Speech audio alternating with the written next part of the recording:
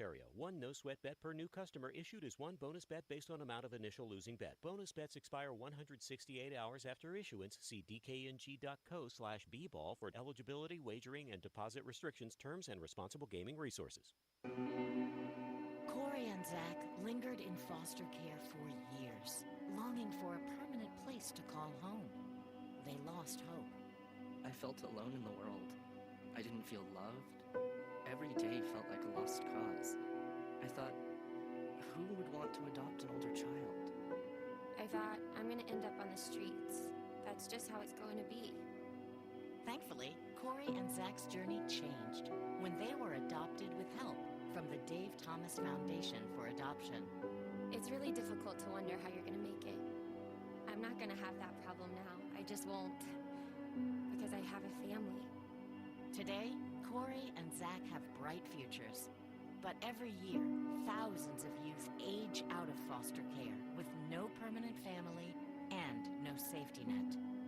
Learn more at davethomasfoundation.org. We are real sports talk. Sports 56 WHBQ.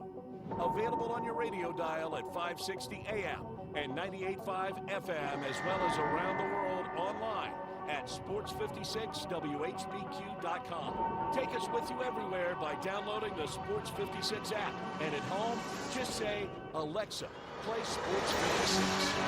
Wherever you are, stay tuned in to real sports talk. Sports 56 and 98.5 FM. We are Sports 56, WHBQ Memphis, and W253DF Memphis, Flynn Broadcasting Stations.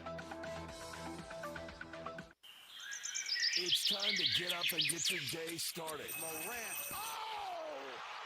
A jawbreaker! It's Sports 56 Mornings with Greg Gaston and Eli Savoy on Sports 56 and 98.5 FM. The first hour of Sports 56 Mornings is brought to you by the Big Green Egg. Now, here are your hosts, Greg and Eli.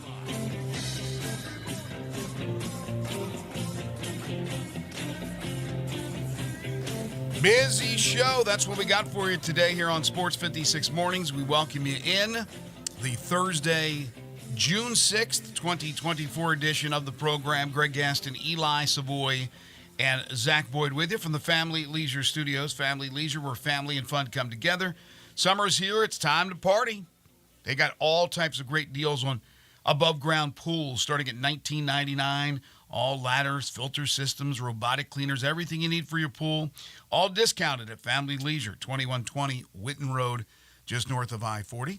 And the first hour of the program is brought to you by the Big Green Egg, which, of course, is synonymous with the summer. Currently 69 degrees, but it will get warm today. We're looking at low 90s for a high today, about 91, 92 degrees. There'll be some sun. There'll be some clouds, maybe even some patchy fog early here this morning. But again, it should be a warm, clear day and no threat of rain. Tonight, 65 for a low, mainly clear skies.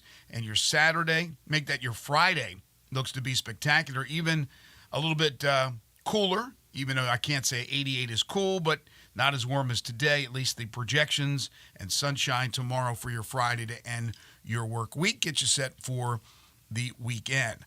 Coming up on the program today, we will be extremely busy. As I mentioned, John D. Filippo is going to join us at 7:30. He's the Memphis Showboats head coach. Put a wrap on a disappointing season at 2-8, but we'll get Coach Flip's thoughts on what went wrong. At 8:25, we'll talk Major League Baseball with Kerry Miller from Bleacher Report. Had the epic Paul Skeens, Shohei Ohtani matchup last night between the Pirates and the Dodgers.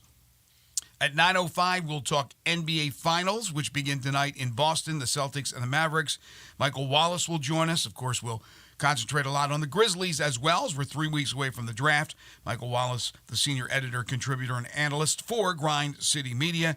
And then at 9:25, our good friend David Sampson will join us from the Nothing Personal podcast. We'll get his thoughts on a number of things.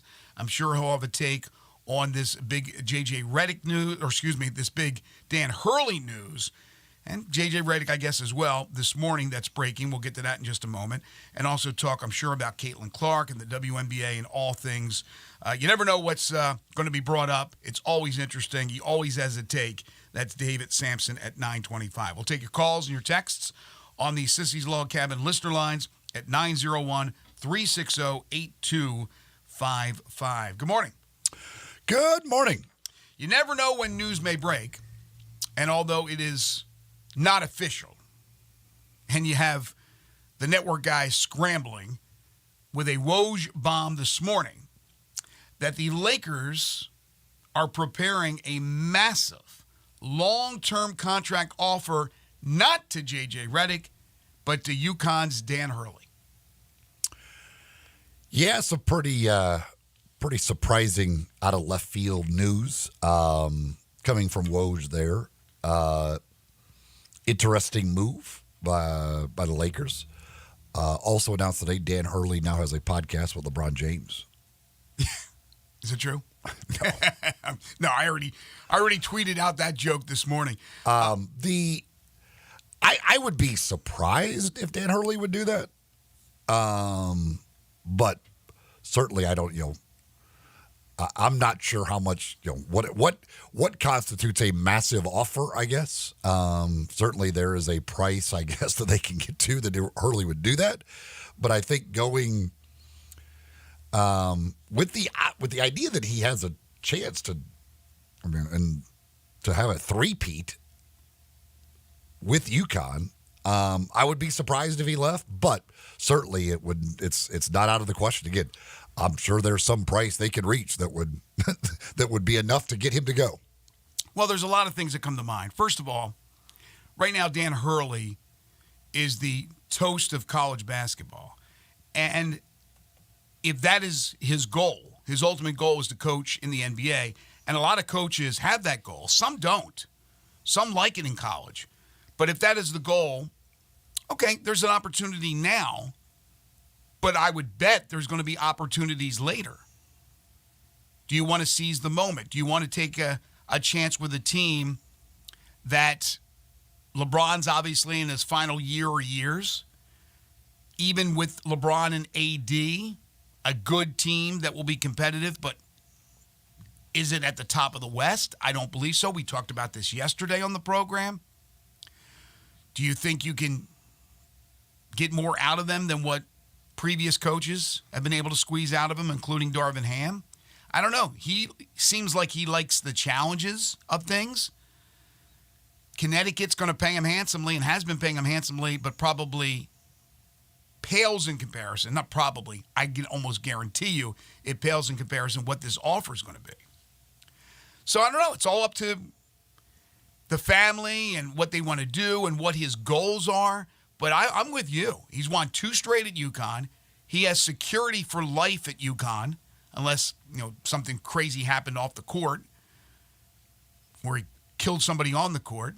He's a volatile guy. I mean, can you see that guy in the NBA coaching up 30 and 35-year-olds, and in the case of LeBron James, 39-year-olds? He's not going to change his coaching style. He's not going to become calm, cool, and collected. He will be instantly the most volatile coach there is in the NBA. And I'm not saying that's a bad thing. It's obviously worked for Dan Hurley. We have seen coaches with that type of demeanor come from college to the NBA. And Rick Pitino had a little success. John Calipari, I think, got to the playoffs his first year with the Nets, but really overall lasting success didn't happen. I think the most recent college to NBA coach was John Beilein. Has there been anybody since? I don't believe so. And that didn't work out. Billy Donovan has been with Chicago for a long time, so he's had sustaining power, but it's not like Chicago has won championships, where he did win 2 at Florida. But Billy the Kid, obviously, that was his thing. He wanted to go coach in the NBA. And that may be Dan Hurley's thing. But what's crazy is that, and I can't tell you for sure that Woj has been quiet the whole time, but I don't know how many national broadcasters, national writers, insiders yesterday followed the Shams lead that the Lakers were zeroing in on J.J. Redick.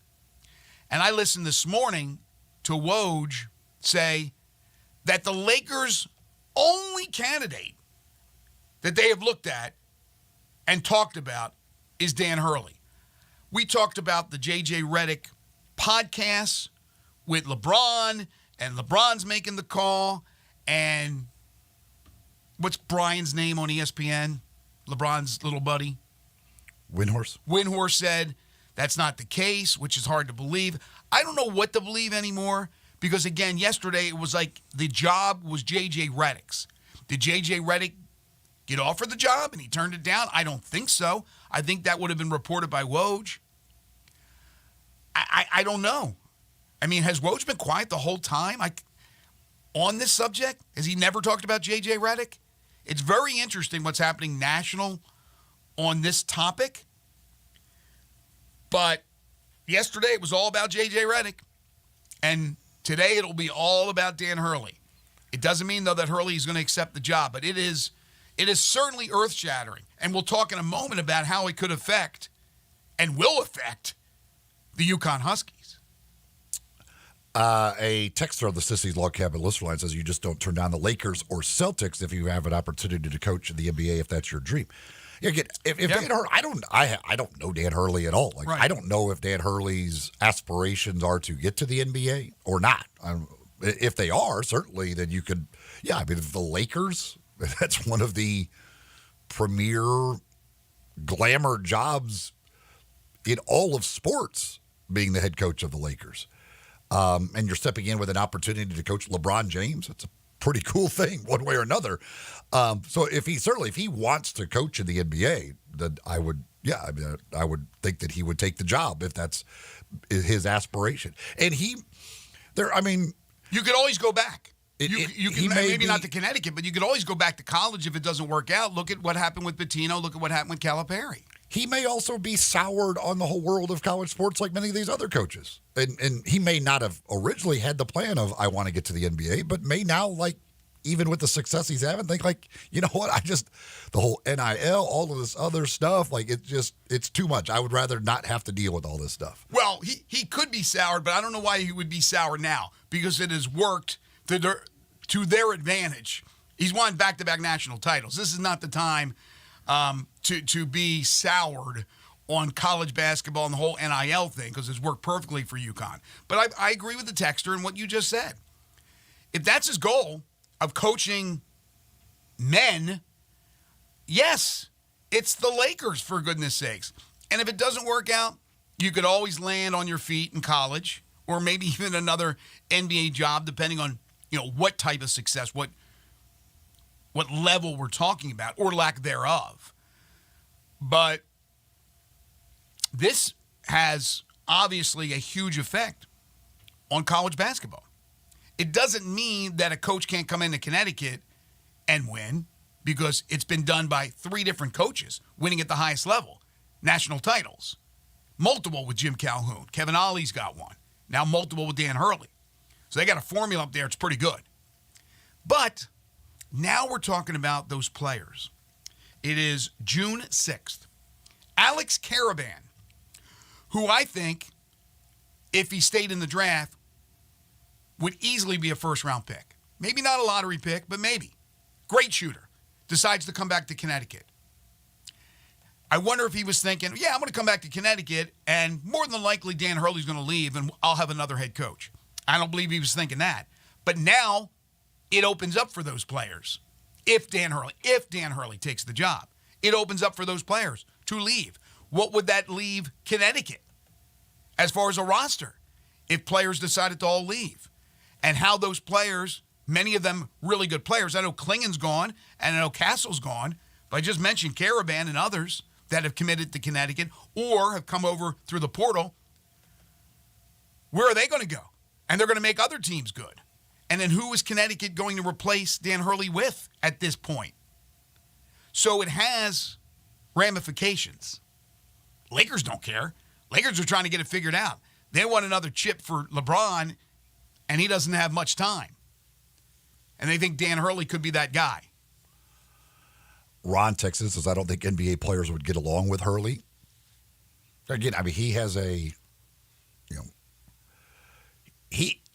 he would have to change his style a little bit in the way he deals with players. Good luck.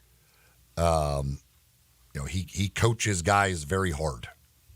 And it works. Like he gets guys who will like to be coached that way at UConn, and it's certainly obviously worked very, very well. But that's not trying to coach guys making $50 million a year that way is going to be a little bit difficult.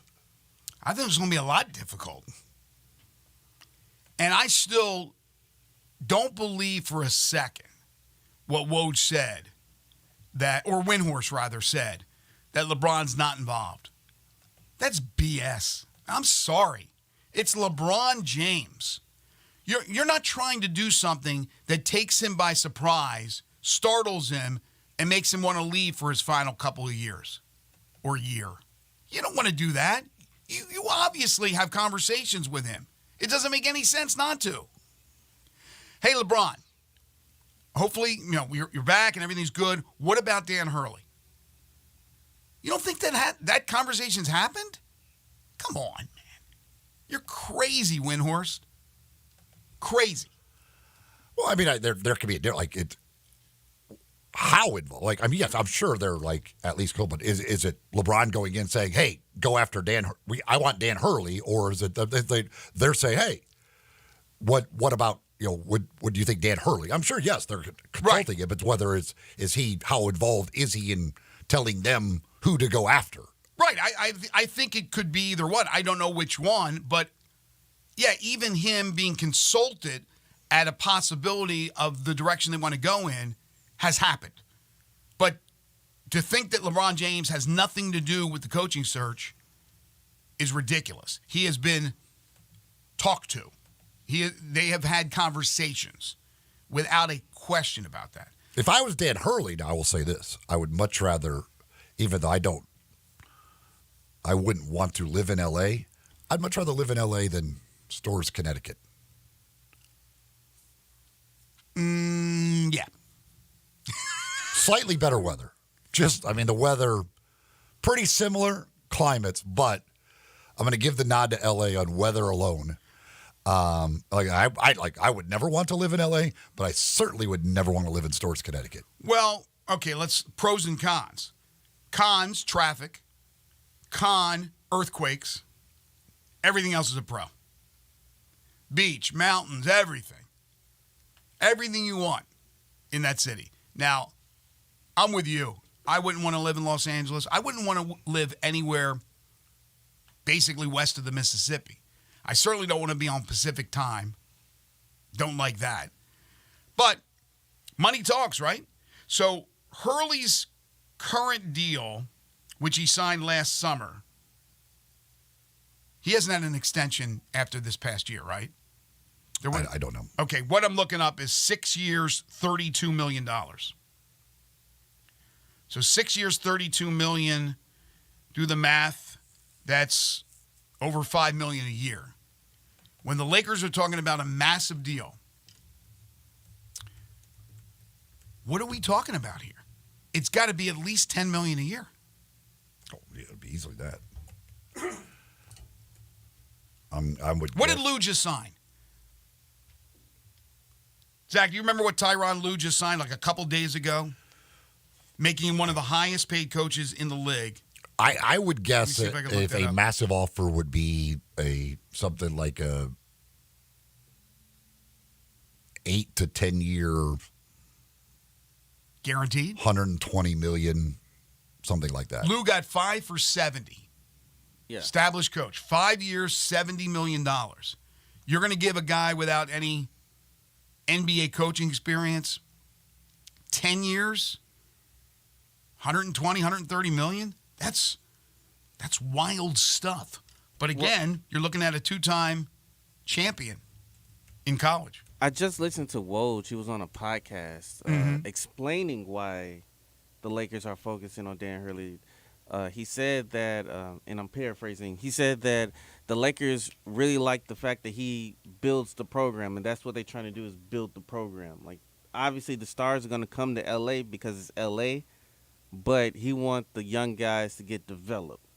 So they're talking about the future. They're not talking about right now. I mean, they want to obviously win with LeBron, but this is more the future. Yes. Eric Spoelstra's 8 years, 120. So that would be my guess. This would be somewhere in that range. So you're going to, and again, Dan Hurley could end up being the greatest NBA coach in history. And he's a great college coach. And I know what he does in the offense he runs at Connecticut. They liken that to what they do in the NBA. But Eric Spoelstra is an NBA champion head coach, much regarded, and some considers, and many consider him maybe behind Popovich. Best coach out there. You're going to match what this guy's already proven at Miami and give Dan Hurley, unproven in the NBA, that kind of collateral, that kind of money? But you're trying to lure him away. I mean, I understand. It just takes more. You're not going to give him $3 million a year and he's going to come. I'm just saying, is it worth it? The track record of the college coach going to the NBA has not been great. There's been some success, but I would say more of a failure rate than a successful rate. But it's not my money. Rob Pelinka wanting to make this move, using Genie's and the other top dog's money. But again, yesterday, all about J.J. Redick. That's why these national guys, a lot of them are full of you-know-what. But I'll give credit to Woj if he has not said one word in the past month about J.J. Redick, because it seems like everybody has. He never denied it, never said anything about it. But did he say, yeah, they're looking at J.J. Redick? Because his words this morning were the only person they basically looked at is Dan Hurley. Like, they focused on Dan Hurley. Well, why is it now? Why is it taking so long? The national championship game was a long time ago. There was the rumor that J.J. Redick was the guy, but the Lakers were waiting until after the NBA Finals, which begin tonight. Reggie, Texas says at some point they've got to move on from LeBron. Why would he have anything to do with the coaching search for, 2 years at most? And that's what Zach was If Hurley doesn't work, where do they go after this LeBron power trip? Well, yeah, it might be 2 years at most or whatever, but so what? Like, it's still, they still want to hold on to LeBron. Like, they don't want to hire somebody that's going to make LeBron opt out and leave. They're not trying to start rebuilding immediately with no LeBron James. Like, they still think they can win with LeBron James and want to hold on to LeBron James for the rest of his career. LeBron James, when it's all said and done, will own a stake in the Lakers. That's my prediction. He will be a part of that organization for the rest of his life. He will have all these other business ventures and things of that nature. It'll be kind of like Magic. But he will own a stake in the Lakers. I guarantee you that. And so it's very important to appease LeBron. They want to win now. They want to win while LeBron's here. But yes, as Zach said, they want to also set themselves up for the future post-LeBron, post-Anthony Davis. And they think maybe Hurley is the guy, the long-range head coach that can get it done in Tinseltown. All right, we'll take a break. When we come back, we switch gears. We wrap up the Showboat season with head coach John D. Filippo. Be very interested to hear what John has to say. He's a very shoot-from-the-hip type guy, so I don't think he'll hold back on anything. Do want to tell you, folks, about Shoot 360 Memphis. From preps to pros, perfect your shot, challenge yourself, compete with others, and learn the proper ways to shoot the basketball using modern analytics. And there's some news. As I mentioned, they have delayed the opening of the Cordova location. It'll be July 1st, but the floors have been coming in this week, so it's only a matter of time before they open up. And they are keeping open the Collierville facility as well. Not just till Cordova opens up. They're keeping it open permanently. So here's some numbers. The monthly membership costs, now offering monthly. It used to be 3 months, 6 months. Now you can do it monthly. In Collierville, it's $130. In Cordova, it's $150. If you want memberships to both, it's just $200. The Cordova location will have approximately 50,000 square feet, 5 full-size basketball courts, 4 Shoot 360 shooting cages, 4 Shoot 360 passing stations. And if you know anything about Shoot 360, you've been to Collierville and you know all about that facility. This is the place to perfect your shot, to get your shot on, as they say. So, to find out more information about membership, to get a tour of their facility, give them a call at 901-316-5500 or go online to Shoot 360 Memphis to sign up. When you do so, when you stop by, when you call them, tell them you heard it here on Sports 56 Mornings. It's where the preps and pros go to get their shot on. It's Shoot 360 Memphis. You're tuned in to Sports 56 Mornings with Greg and Eli on Real Sports Talk, Sports 56 and 98.5 FM. Join the voice of the Tigers, Dave Woloshin, for Wolo and Friends. Weekday mornings from 10 to 11 here on Sports 56 and 98.5 FM. When you think about insurance and you want great value without sacrificing great service, I want you to think one place: the Eflin Insurance and the entire Eflin Insurance team. Matt and his group of professionals will access 10 leading companies to find the right home and auto program that fits your budget and your absolute needs. The Eflin Insurance team, the number 386-GER, 386-4777. You or someone you know or care about has dealt with a difficult divorce. When facing divorce, you need the attorneys at Rice Law.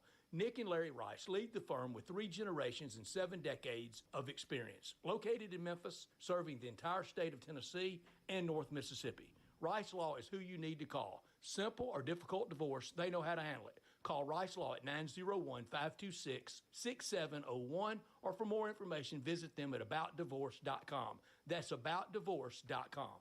As you know, summer is right around the corner, and for most people, that means more activities, more golf, more biking, more of whatever you love to do. But if you're dealing with aches and pains, your more could become less. This is why I'm here to tell you about Relief Factor. Relief Factor is a daily supplement that helps fight pain naturally. For instance, I was sent Relief Factor to try, and I've been taking it every single day. I'll tell you what, I feel the difference every day. You see, instead of masking your pain, Relief Factor's formula is designed to help reduce or even eliminate it. It's 100% drug-free, and it's been a game changer for so many people. So let's get after it this summer. Let's feel good. Let's do more of the things that we love to do. Don't let pain keep you down. Give Relief Factor a try and save on your first order. Go to ReliefFactor.com or call 1-800-4RELIEF. That's 1-800-4-RELIEF. Help fight pain naturally with Relief Factor. These products and statements have not been evaluated by the Food and Drug Administration. These products are not intended to diagnose, treat, cure, or prevent any disease or condition.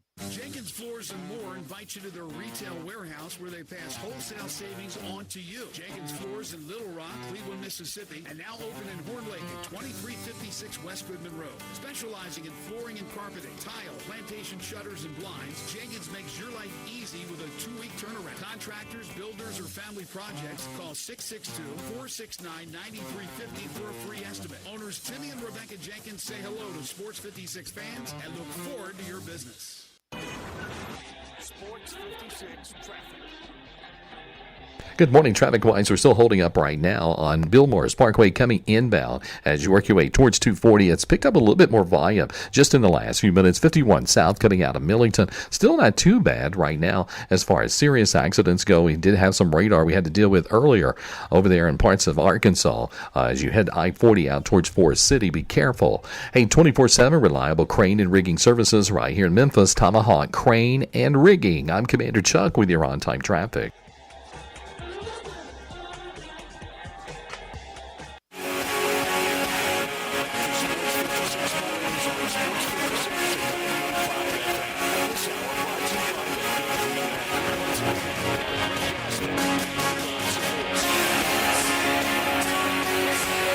Well, at least for the morning and probably most of the day, Woj and the Woj bomb has upstaged and will upstage the start of the NBA Finals until they actually get on the court tonight in Boston.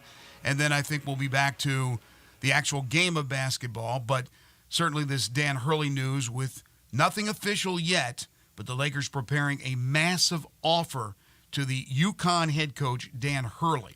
So in the story that Woj just posted on ESPN.com, he says it here that Dan Hurley has often described his ambition to one day coach in the NBA. So apparently that is something that Dan Hurley wants to do. Has been open about the fact that he someday wants to coach in the NBA. But it's also funny that LeBron James posted about Hurley and how much he likes him in response to Hurley appearing on J.J. Redick's podcast. This is weird, man. It's like a threesome going on that's gone awry. When Hurley was on Redick's podcast, LeBron James posted, "He's so damn good, along with his staff, super creative with their offense, love it." So, like, the worlds are all colliding out there. It's like Redick was dating LeBron, and then all of a sudden, Dan Hurley shows up, and LeBron's thinking, I don't know, man. Maybe I could do a little bit better. Here comes Dan. It's a very... Redick's like, why did I have him on my podcast? Dang it. Why in the world did I have to have him on my podcast? Well, now I'm going to have to go coach Charlotte, of all places. But I want to know what the whole deal is. Like, could all these national dudes be wrong about J.J. Redick? And Woj waiting, and then... Well, they interviewed Redick. I mean, like, and they may have been thinking that Redick was going to be the guy, but now the opportunity, now that maybe... Wait. You do remember yesterday, right? Not last week. You do remember yesterday, every story coming down that not only are they zeroing in on J.J. Redick, that it's basically going to happen. Yeah. Okay. And they, at that point, maybe Dan Hurley was rebuffed. Like, they weren't getting anywhere with Hurley. And now maybe Hurley has come to them and said, hey, you know what? I will consider this. LeBron called and said, are you going to date me? Are you going to date me? Because I'm tired of dating J.J. Are you going to date me? Are you finally going to? Okay, I'll date you, man. I don't know. I mean, it is just crazy. One day, less than 24 hours, how the news changed from it's going to be Redick, now it's going to be Hurley. Because all they've said now, they've had preliminary contact with Hurley. So, like, they might have been, and he just wasn't responsive. And then all of a sudden, like, it's changed where he's like, you know what? Again, Hurley might have looked at the college landscape and went like, okay, this revenue sharing and everything else. I'm at UConn. Like this, it's only getting more difficult for UConn. Not basketball, though. Because they're not doing anything with their football. Exactly. So you're not going to have money to spend.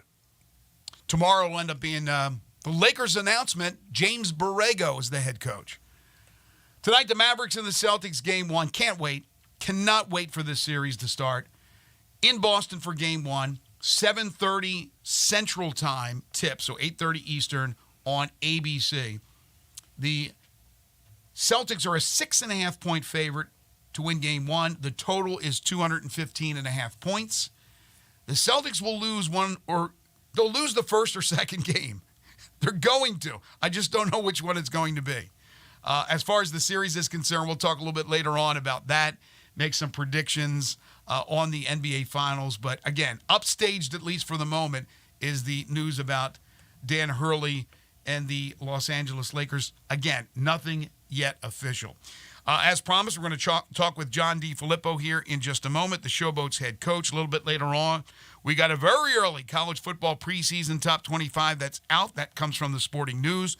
We'll talk baseball in hour 2 with Kerry Miller. But right now, without further ado, he's the head coach of the Memphis Showboats. He's John DeFilippo. You can follow him on Twitter at UFL Coach Flip. And, Coach, first of all, thank you for joining us. Second of all, I really appreciate it because I've been in the business a long, long time, and there are some coaches, once the season is done, they're done. They don't want to talk about a season if it didn't go as planned. And I know it was a tough season for you guys. A great way to end with the win, a great way to start, but in the middle, there were issues. Welcome to the show. And let me ask you right off the bat, Coach, what do you really think it was when you look back at the season why you guys had the issues you did. I think it starts, obviously, up front on both sides of the football. I thought that, throughout the middle part of the season, I thought we struggled blocking people, and I thought we struggled getting off blocks and creating pressure on the quarterback. And I know that sounds a little bit of coach speak, but it's really what happened. And when you don't affect people on either side of the football up front on the lines, it obviously affects your run game. It affects your pass protection, on offense, and then it affects running lanes, covering up running lanes, and then it affects the time the DBs have to cover people, and so it affects everything. And that's why the old coaching cliche, it all starts up front. It's really true. And I thought we showed spurts of it where we got better at times on both sides. I thought we ran the football better at the end of the season, especially the last 3 games, and but that was, to me, our issues. You, after the game on Sunday, you were emotional to get that win. It was, you had the season ticket holder event on Saturday where you got to meet a lot of the yacht club members. They come down on the field afterwards. So what did that mean for you to at least get that home win to end the season, be able to celebrate with those fans who have been dedicated fans who have been out there supporting you guys each and every week? It was great to talk to you guys, and it was a culmination of a lot of things. At the end of the game, it was obviously, as a football coach, you like coaching football, and it's over. And whether you had a great season or a bad season, you still love coaching football and teaching football. And then obviously to do it at home in front of our fans that have been there all season with us was very, very special. Obviously with our only other win coming on the road in Houston. And so that was really neat to, do it in front of our home fans. And then, obviously, whenever you struggle like that, you as a coach, you're always proud when your guys stay the course and play hard, and I think that's a sign of them believing in what you're trying to accomplish and what the culture you're trying to build and buying in. And so that was a culmination of a lot of things and a lot of emotions running through, happy for our fans, happy for our city, proud of our team, proud of our coaches. A lot of emotions there, especially going through the last game. And I respect your passion. Your passion never changed from day one in that first play in the first game at Houston to that final play this past weekend. I mean, that passion was there. I didn't go to the game. I ended up watching it on television and, up close and personal, and the mic, I don't know if it was on you or around you, but you could hear that passion, and I really appreciate it. And fans should appreciate coaches that are like that, never giving in no matter what the record would say. John DeFilippo is joining us on the Sissy's Log Cabin guest lines. Coach, let me go back to the start of the season. You get the win on the road, you come back. You are dominating. I was there watching this game. You're dominating San Antonio, and then the disastrous finish. It almost seems like you guys really never recovered from that. I know that's not the case because you had them ready to go for the next week, but that did take its toll somewhat, right? It did. And, you hate to look back and say that was the turning point of our season, but you can't help but ask yourself if that was. And I would like to think that we're mentally tougher than that. I would. I don't know if we are. And I wouldn't say throughout the course of the season, I think that's one area our team can improve is mental toughness. And if the other team scores first, that's okay. Let's keep playing. And so I think that, we need to continue to work on that. I think, we need to, if there is going to be changes on our roster, we really do a good job of vetting guys that have maybe been through some struggles, and have thought out of some things. But I think that is a huge piece was that game and that sequence of plays. And I'm still mad at myself for not calling timeout there before that last play and making sure like I did the other night. I learned from week one. I called timeout the other night after the big penalty against us. They threw the challenge flag, and I called a timeout for us just to regroup. And I should have done that there in the San Antonio game. And I'm still mad at myself for that. But we have to be mentally tougher as well. I know the answer to this from just talking with you throughout the year and stuff, but how much as a coach do you run through those moments that happen throughout a season, like, and think back, like, oh, what I could have done here, what we could have done there? Oh man, if I'd have just, how much do those things, or are like now that the season's over, are you able to let those things go? You never let them go. You never let them go. I mean, I'm still mad at plays I called in 2015, when I was the OC of the Browns, and back in 2011 when Coach, I was let it go. coordinator at San Jose State. You have to let it go, but at the same time, you learn from those experiences. Mm-hmm. You never let what you deem as mistakes happen again. And I think that's one of the reasons, like I said, I called timeout the other night, and I'm not sure that had an out. I'm not sure that's the reason why we made the defensive stop there. I don't know. We'll never know, but I don't think it hurt us. And so, yeah, you got to be careful not to dwell on those and move on, but at the same time, take those things that you view as mistakes you made and learn from them and don't do them again. It's funny that, and I know this because, like, I literally at times this year would ask Coach, like, hey, have you ever gone head-to-head with this coach, like this defensive coordinator? Like, and he literally will go. He brings up the date, right? Well, he'll tell you the entire game. He knows the entire game. He'll be like, we got like 422 yards of, like, he recapped the entire game against Greg Williams' defense when he was with the Browns. He's like, we kept getting to the red zone and fumbled 4 times. This guy fumbled here at the goal line. And I was like, how the hell do you remember something that happened 8 years ago, play by play? Coach Rain Man, I think. the players give me a hard time, so I'll be up installing something, and they just start laughing. I'll say, hey, Cleveland Browns, 2015, Steelers 2, third quarter, second, third, and fourth quarter. Pull up Buccaneer. Like, and the guys look at me like, are you out of your mind? And the guys that were from New Orleans and, kind of realized that, that they were used to it. But, the guys that were on this year's team, I think it took them a couple of weeks to be like, man, I think this guy's crazy. Crazy like a fox. You remember things I don't remember what I had for lunch yesterday, but you remember plays from 2011. That is wild. Coach John DeFilippo joining us on the Sissy's Log Cabin guest line. All right, so you got to evaluate the talent, but certainly some of these guys will get looks in the NFL, and who knows what will be available. You'll have the first pick of the draft. You'll also have the subsequent first pick in every round, so a good chance that talent will change. But how do you evaluate now? Is it possible to evaluate the talent now, not knowing exactly what everybody's going to be doing? It is. We're getting our college list together and the league is helping the GMs and the head coaches get that list together of players from the 2024 class that are available. The draft to me is a little bit. You're really drafting right. There's a good chance that you won't see a lot of these players that's in the draft in our league for maybe a year or two, because there's a good chance some of these guys are, even like the undrafted guys, are going to be on practice squads and this and that. Now, like, agents are starting to come around where if a guy's on a practice squad for a year and they don't see him get in the game or become active, there have been a lot of agents over the course now that this league has established itself that I think you're going to start seeing a trend of agents pushing them our way because just to get tape out there, because it's hard, man. I've been in that league for 15 years. It is hard to make that next step if you don't get an opportunity on the field. It's hard. And, so people want to get tape out there. And then, the other thing to me is you're always evaluating the waiver wires in the NFL. And, guys that have been in the league for 2-3 years that want to get back up there, and you're constantly every single day, watching the waiver wires.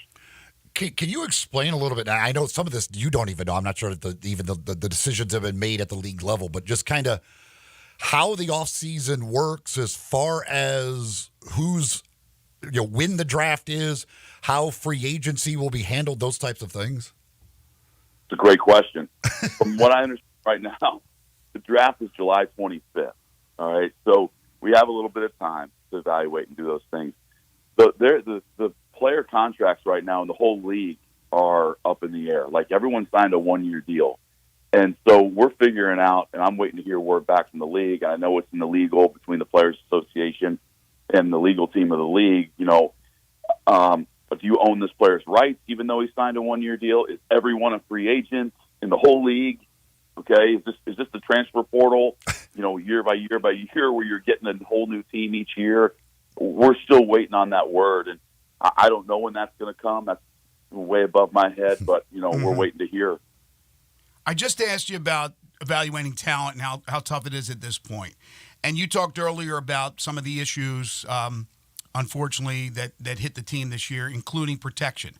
So this question, I don't know if you can answer it. How do you fairly evaluate the 3 quarterbacks you used when, first of all, Cookus, who I know you were highly regarded, and you took him early in that dispersal, whatever that draft was called, and he was on his back a lot. I mean, he was on his back an awful lot. And then Williams played. And then in the last couple of games, you gave Love his opportunity, who was really good at Michigan, and he did some good things. So how do you look at the quarterback situation, the most important position on the field?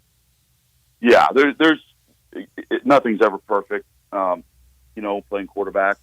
But there's other things that you can look at, besides some of the downfalls that happened this year, everywhere, not just up front, but at every other position. I mean, we dropped a lot of balls. We were inaccurate at times. We miss holes in the run game with the running back. So it's not just the O-line. I don't like throwing shade on the O-line like that. But I know the question. But I think there's other things that, happened throughout the course of the season where you can look at what really happened. And every sack that the quarterback took is not on the O-line. Like when we go back and look at all the sack reel, usually about 60% are usually about up front getting beat or whatever. But the other 40, or maybe it's back missed the protection. Maybe the quarterback held on the ball too long. Maybe we turned the protection the wrong way, where we talked about something during the course of the week and we turned the protection the wrong way, and quarterback wasn't expected to be hot there, and he was. And so there's so many other things that go into that, that I think that all 3 quarterbacks got a decent sample size on what they're all about. So, we'll go back and evaluate all that. Yesterday, the All-UFL team was announced. Dawood Davis, their wide receiver, makes the All-UFL team. He has certainly had a great year. And I think certainly a guy who I would expect gets another shot. Obviously, was with the Dolphins, had the injury last year, but certainly would think he's in camp and has a great chance to make an NFL roster. Wouldn't you think? I would think there's a really good chance he's in camp. And, every situation's different. Like, you'd be shocked how many players make it and don't make it out of the situation they go into. So a lot of times it's better to be an undrafted free agent than like a 7th-round draft pick. Now, from an ego standpoint, you want to be drafted. But, if you're going to be that late-round guy, or, you almost want to be a free agent so you can kind of pick your situation. But it all just depends on health and situation for Dawood. And he's got all the tools. He's got, the speed. He's got, he's smart. He runs routes well. The things that I think he can work on is getting off of press coverage. I think that's going to be, something he's going to have to work on to make the next level. And I know he will. And so we're proud of him that he made the All-UFL team. I think it's awesome. He deserves it. Well deserved. But yeah, I mean, I would be shocked if he's not in training camp. Do the NFL guys call you about your players? Yes, absolutely. Yep. And they'll call, and I talked to an assistant GM 2 days ago on my way home, and he just was bringing up players that, he was kind of organizing with his people. Hey, are these the right guys that I'm on? And I would say yes. Hey, but hey, here's 2 more guys that I thought, were really good players against us. They may fit your system, they may not, but these are 3 or 4 other guys I thought were really good. And so they're in the early process of sifting through names and everything. And obviously they've been watching all season as well. But yeah, I've been on the phone with 3 or 4 guys.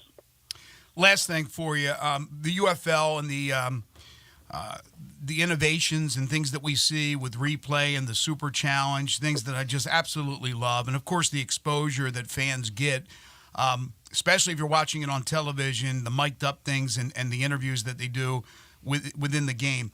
But I am blown away as I watch you guys play, and Doug Martin's calling the plays. And first of all, the names of the play. I know that it's a thick book, the professional playbook, but the names of the plays, I don't know how these players remember this. I mean, especially the quarterbacks, but every player has to know on offense. I mean, it's like 8, 9 different words for a play. And then I love it. Doug would say, number 32. Like he would give the play, and then he'd go, oh, look on your wrist, 32 or 41. I don't know how that could all be written. I want to see one of those suckers because the letters have to be so small to read that with the names of those plays. But it is incredible, Coach. I don't think people give enough credit to those players to know the playbook of a professional football team. Yeah, it's not easy to learn. I mean, nothing's easy in pro football, and it takes a lot of work, and it takes a lot of studying, and those guys separate themselves really quick by who can learn. I mean, if you can't learn, you can't play pro football. Right. You just can't. And so you'd be shocked. Like, people think, these guys are just – you'd be shocked about how bright the majority of these guys are. Mm-hmm. I mean, you have to be really smart to play offensive line in pro football. I mean, really, you have to be really smart. You have to be unbelievably bright to play quarterback. All the positions have you can't be a dummy. You have to know how to learn and learn how to study and all those things. So, but yeah, I mean, you can go shop the Twins right, past 99W, C burner, halfback flat. Yeah, you gotta be right of that off, man. So yeah, I'm be short. I Be get short more. the bunch right. It's crazy. 353 facing Dragon. Crazy. The Omaha Pump. My thing that I always get impressed with is how quickly you as a play caller have to, because you have to immediately recognize down, distance, and now make that decision of what you're going to run, and then be able to get that to them in time before the play clock. Right. So they have time to call it in the huddle before the play. That's what's I don't know as play callers how you guys can make it so quick and know exactly what the next play is going to be. You're obsessed with the game plan, and it's literally a part of your body. It's just you just know the plan, where everything is on the call sheet. And if you trust your preparation throughout the course of the week, you just rattle it off, boom, boom, boom, boom, boom, boom, boom. And it's not easy. It's not easy, especially at times this year where we weren't doing so hot. You look down on that call sheet, you're like, man, this is hard. I don't like anything that's on here. And every play caller has been through that where you're like, oh boy, oh man, help me out here, Doug. Where are we? And so then there's times you're just rolling. I mean, you're just ready. You're throwing it, you're running it, and you just feel like you freeze the breeze. So those times are obviously a lot more fun. Well, there is certainly a lot of things that have to be determined by the league for next year of where teams will be housed. Will it still be down in Arlington? All kinds of things that will be answered in due time. Obviously, you guys will be right back to work, evaluating talent, looking at the draft and things of that nature. But, Coach, we want to wish you and your family a great summer. Enjoy yourself. Thank you for all you've done with us as far as being very readily available to join us on the program. Thank you so much for your passion, and we'll talk soon. Appreciate you guys. For you guys, anything, man. Talk to you guys soon. Take care, Coach. Yeah, mine was simple. When I was playing quarterback and then I moved to running back, it was 1-1 wedge on 1. 1-1 wedge on 1. Got it? Got it. That was it. I'll never forget No that. Omahas, none of that stuff. Years ago when Northwest Mississippi Community College invited us down to coach a game, and I was calling plays, and I was like, how do you guys make these decisions? Because I'd be like, well, now it's second. How far do we have to go? Oh, wait. They're like, you got 10 seconds now before I have to run another play. I'm like, oh, I'm done. I don't those people. It's amazing. Now you understand why they map out the first 15 plays of their offense to get a jump on everything. Those things, is it 3rd and 1 or did we get the first down? Right. And then all of a sudden you're like, there's 10 seconds left of the play clock. We're screwed. Yeah, you'll hear veteran coaches still say that. Did we get the first down? They're still trying to figure that out. Yeah, it's pretty amazing. This hour of the program is brought to you by the Big Green Egg. Go to biggreenegg.com. Get all the details about the egg, all the different egg sizes. They've got 7 different sizes for you to choose from. All the details about all the great features of the egg, all the egg accessories that are available. Everything you need to know is at biggreenegg.com. You can also go to Ace Hardware stores here in town. They've got the Big Green Egg and all the egg accessories. Hamilton Fireplace. Check it out, the Big Green Egg. You're tuned in to Sports 56 Mornings with Greg and Eli on Real Sports Talk, Sports 56 and 98.5 FM. Broadcasting from the Family Leisure Studio, we are Sports 56 and 98.5 FM. many real estate companies out there, but then there's Banyan Tree Realtors on the Cottonville Town Square.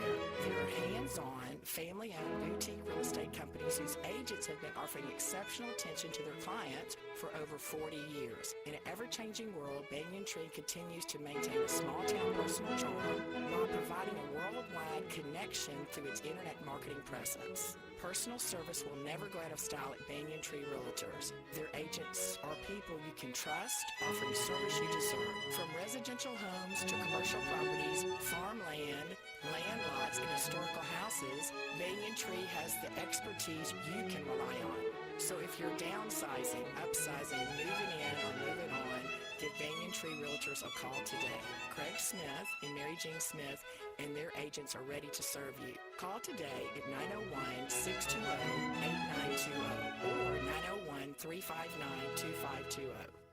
Are you paying too much for term life insurance? A man age 50 non-tobacco user can obtain $500,000 of coverage for as little as $110 per month. Level rate for 20 years. That's right, guaranteed level rate for 20 years. If you're a smoker, there are great rates available for you as well. Call Term Busters for a quote. 1-800-908-7636. You're probably paying more than you should. Call 1-800-908-7636. Remember, call Term Busters. 1-800-908-7636. Sample rate for preferred non-tobacco rate class. Exam required to qualify. Eric was way behind on his taxes. I owed a lot of money to the IRS, almost $15,000. I tried to make payments. The IRS wasn't satisfied with Eric's efforts, so they came after him full force. They're coming to put a lien and a hold on all my income, my home, my car. I was just overwhelmed at what to do. Then Eric called Optima Tax Relief. When Optima Tax got involved, the calls would stop, the threats would stop. It was easy like 1, 2, 3. Optima Tax Relief is A+ rated by the Better Business Bureau, and their team of expert tax professionals took care of Eric's problem. I owe $15,000, and now my debt is clean. I don't owe anything. Take Eric's advice. If you have a tax problem, you need to call Optima Tax now. Call Optima Tax Relief for a free consultation. Call 800-357-6499. 800-357-6499. 800-357-6499. Optima Tax Relief. Some restrictions apply. For complete details, please visit OptimaTaxRelief.com. They're taking care of beerness in Memphis, right on the river with Grind City Brewing and all of their great products. Look, this was a dream come true for a father and son duo. And if you have not been to that brewery right on the river, just to the north of downtown, you're really missing something special. And now you can't miss their products. Wherever you go, you see a brand new label. It's clean, it's beautiful, it's distinctive. You'll know Grind City Brewing, and of course you know their products like Poppy's Pills, that great Pilsner, or Tiger Tail, that very creative craft malt liquor. There's the new Thaddeus Amber Lager. That is absolutely a great light beer. There's the India Pale called Godhopper. It's outstanding. And then there's the Belga, the Belgian-style wheat ale. They keep bringing hits at Grind City Brewing.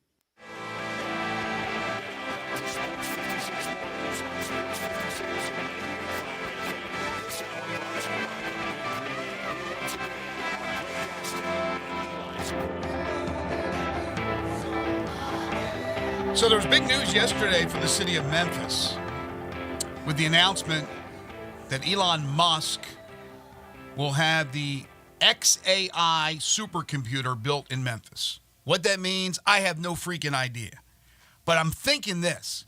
Once that is built, Memphians will be the first to die. The robots will kill us first because it'll be right here, the supercomputer. That's what I'm thinking. It's the end times. It's the end times, and we will be the first ones to go. Memphis Mayor Paul Young, his reaction, Memphis is a city of innovators, so it's no surprise that it feels like home to those looking to change the world. We get things done here. We have great partners at the Greater Memphis Chamber, MLGW, who are ready to make this happen. We had an ideal site, right for investment, and we had the power of our people who created new and innovative processes to keep up with the pace required to land this transformational project. Again, this is big news. It's over my head with the AI and the supercomputers and all that stuff, but good for Memphis. It's awesome. Hey, after we were just named the most dangerous city to drive in, more fatalities than per capita than any other city in the United States, this is good news, positive news. It's a massive financial investment. It'll create jobs. It's awesome. Yeah. It's a really big ass computer. You can only. That's what it is. Like the way they describe it. It's like I don't know.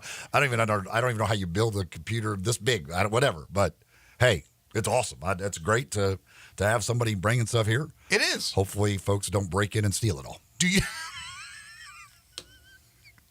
Does it have any copper in it? Do you know where it's being built exactly? Like the location? They say Southwest Mississippi. Well, they said Memphis. the one story I guess was the old Electrolux plant. What is the old plant that just closed not too long ago and somebody bought it? I think that's what they believe it's probably going to go. Okay, well that's good. Great news from Memphis. Finally, some positive news about an AI supercomputer that's going to kill us all. And the reason we're the most dangerous city to drive in is because you can get carjacked at any moment. Yes, that's true. Like every day there's a carjacking. I got 10 armed men carjacking somebody in the McDonald's drive-thru, for goodness sake. Which McDonald's? The one I used to go to right down the street from my old house. Used to go there all the time on Quince. Oh, the one on Quince? I just went there.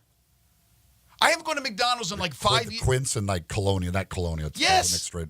I don't, because I lived Near on Perkins. Colonia. Yeah, I lived on Colonia. It was right there. Like, yeah, there were like 10 armed men. They moved it, right? It was on one side of the street, and then they moved it to the other side. 10 armed men carjacked somebody in the drive-thru. Okay. But every day there's people being carjacked all over the city. You stop to get gas, carjacked. Oh, don't be a Debbie Downer, man. No, I'm not being a Debbie Downer. I'm just stating facts. I read the police reports. No, but seriously, I had not gone to McDonald's other than I got a breakfast sandwich maybe a year ago. I had not gotten a burger at McDonald's in probably 5 years. You know, I go to Tops, I go to Five Guys. There's so many good burgers. I went there. I swear it was 2 weeks ago. I go to McDonald's all the time. It could have been me. Start handing out guns as the prize of the Happy Meal. Jeez. All right, that'll do it for hour number one. We'll get back to this news that's out there that Woj broke this morning, although nothing official yet, that the Lakers are zeroing in on UConn's Dan Hurley as their head coach. 8:25, Kerry Miller will join us from Bleacher Report to talk Major League Baseball. Busy third hour with Michael Wallace from Grind City Media and Dave Sampson from the Nothing Personal podcast. This is Sports 56 Mornings with Greg and Eli on Real Sports Talk, Sports 56 and 98.5 FM.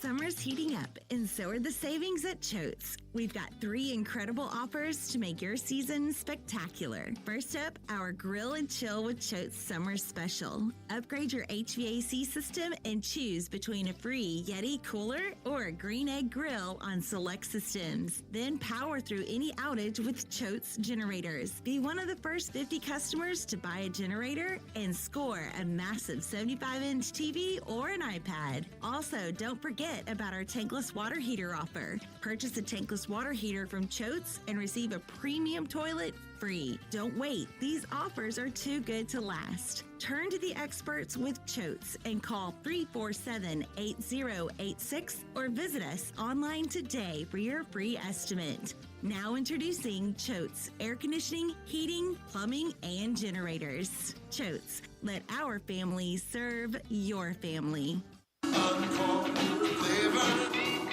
Corky's Barbecue. Hi, this is James Stovall with Corky's Barbecue. We have been serving up our legendary barbecue for more than 39 years, right here in Memphis, Tennessee. Whether you're dining in, picking up in our drive-thru, or serving our famous barbecue at your office or home. With Corky's Party Pack, you are the hit of the party. Barbecue pulled pork, baked beans, coleslaw, barbecue sauce, and buns, starting at only $8.49 per person. And as you know, we send plenty of food. You never have to worry about running out of the store.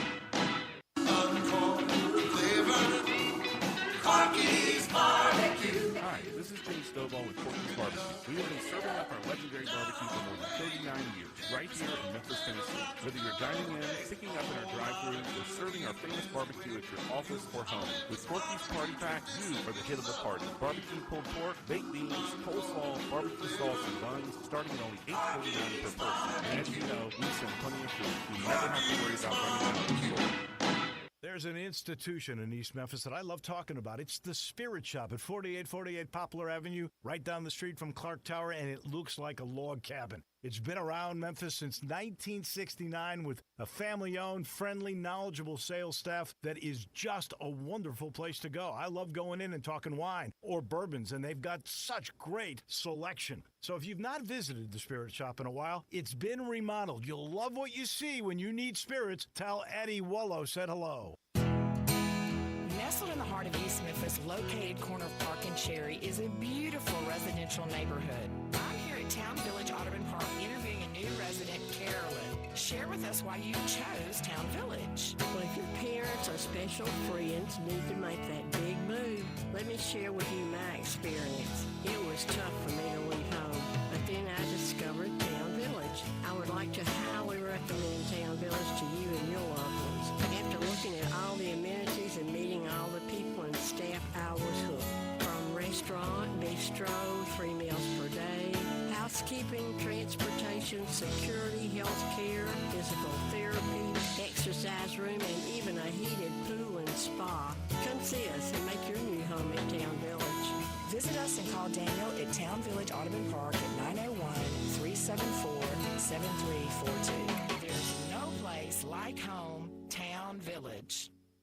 Ole Miss Rebel Yell is back. The Rebel Yell Hotline Radio Show is back on WHBQ Sports 56 and 98.5 FM. Every Monday night at 6, hear the latest news on your Ole Miss Rebels with Yancey Porter with 24/7 Sports, former Ole Miss defensive tackle Mike Fitzsimmons, Gordon Ford covering SEC Sports Call, and former Ole Miss baseball announcer Gary Darby. From kickoff to free throw to extra innings, your Ole Miss Sports on the Rebel Yell Hotline Show right here Monday night at 6 on Sports 56, 560 AM and 98.5 FM. Your Mid-South Sports Station. This Sports 56 traffic report is brought to you by Luttrell Belting. They keep you moving. Sports 56 traffic.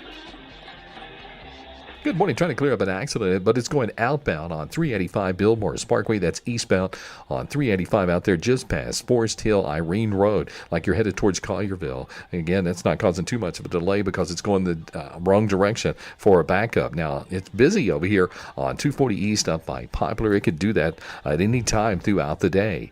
Hey, Weimer's Jewelry here in Memphis specializes in bridal ring purchases. They have since 1984. Go by and see them today at Weimer's Jewelry. I'm Commander Chuck with your on-time traffic.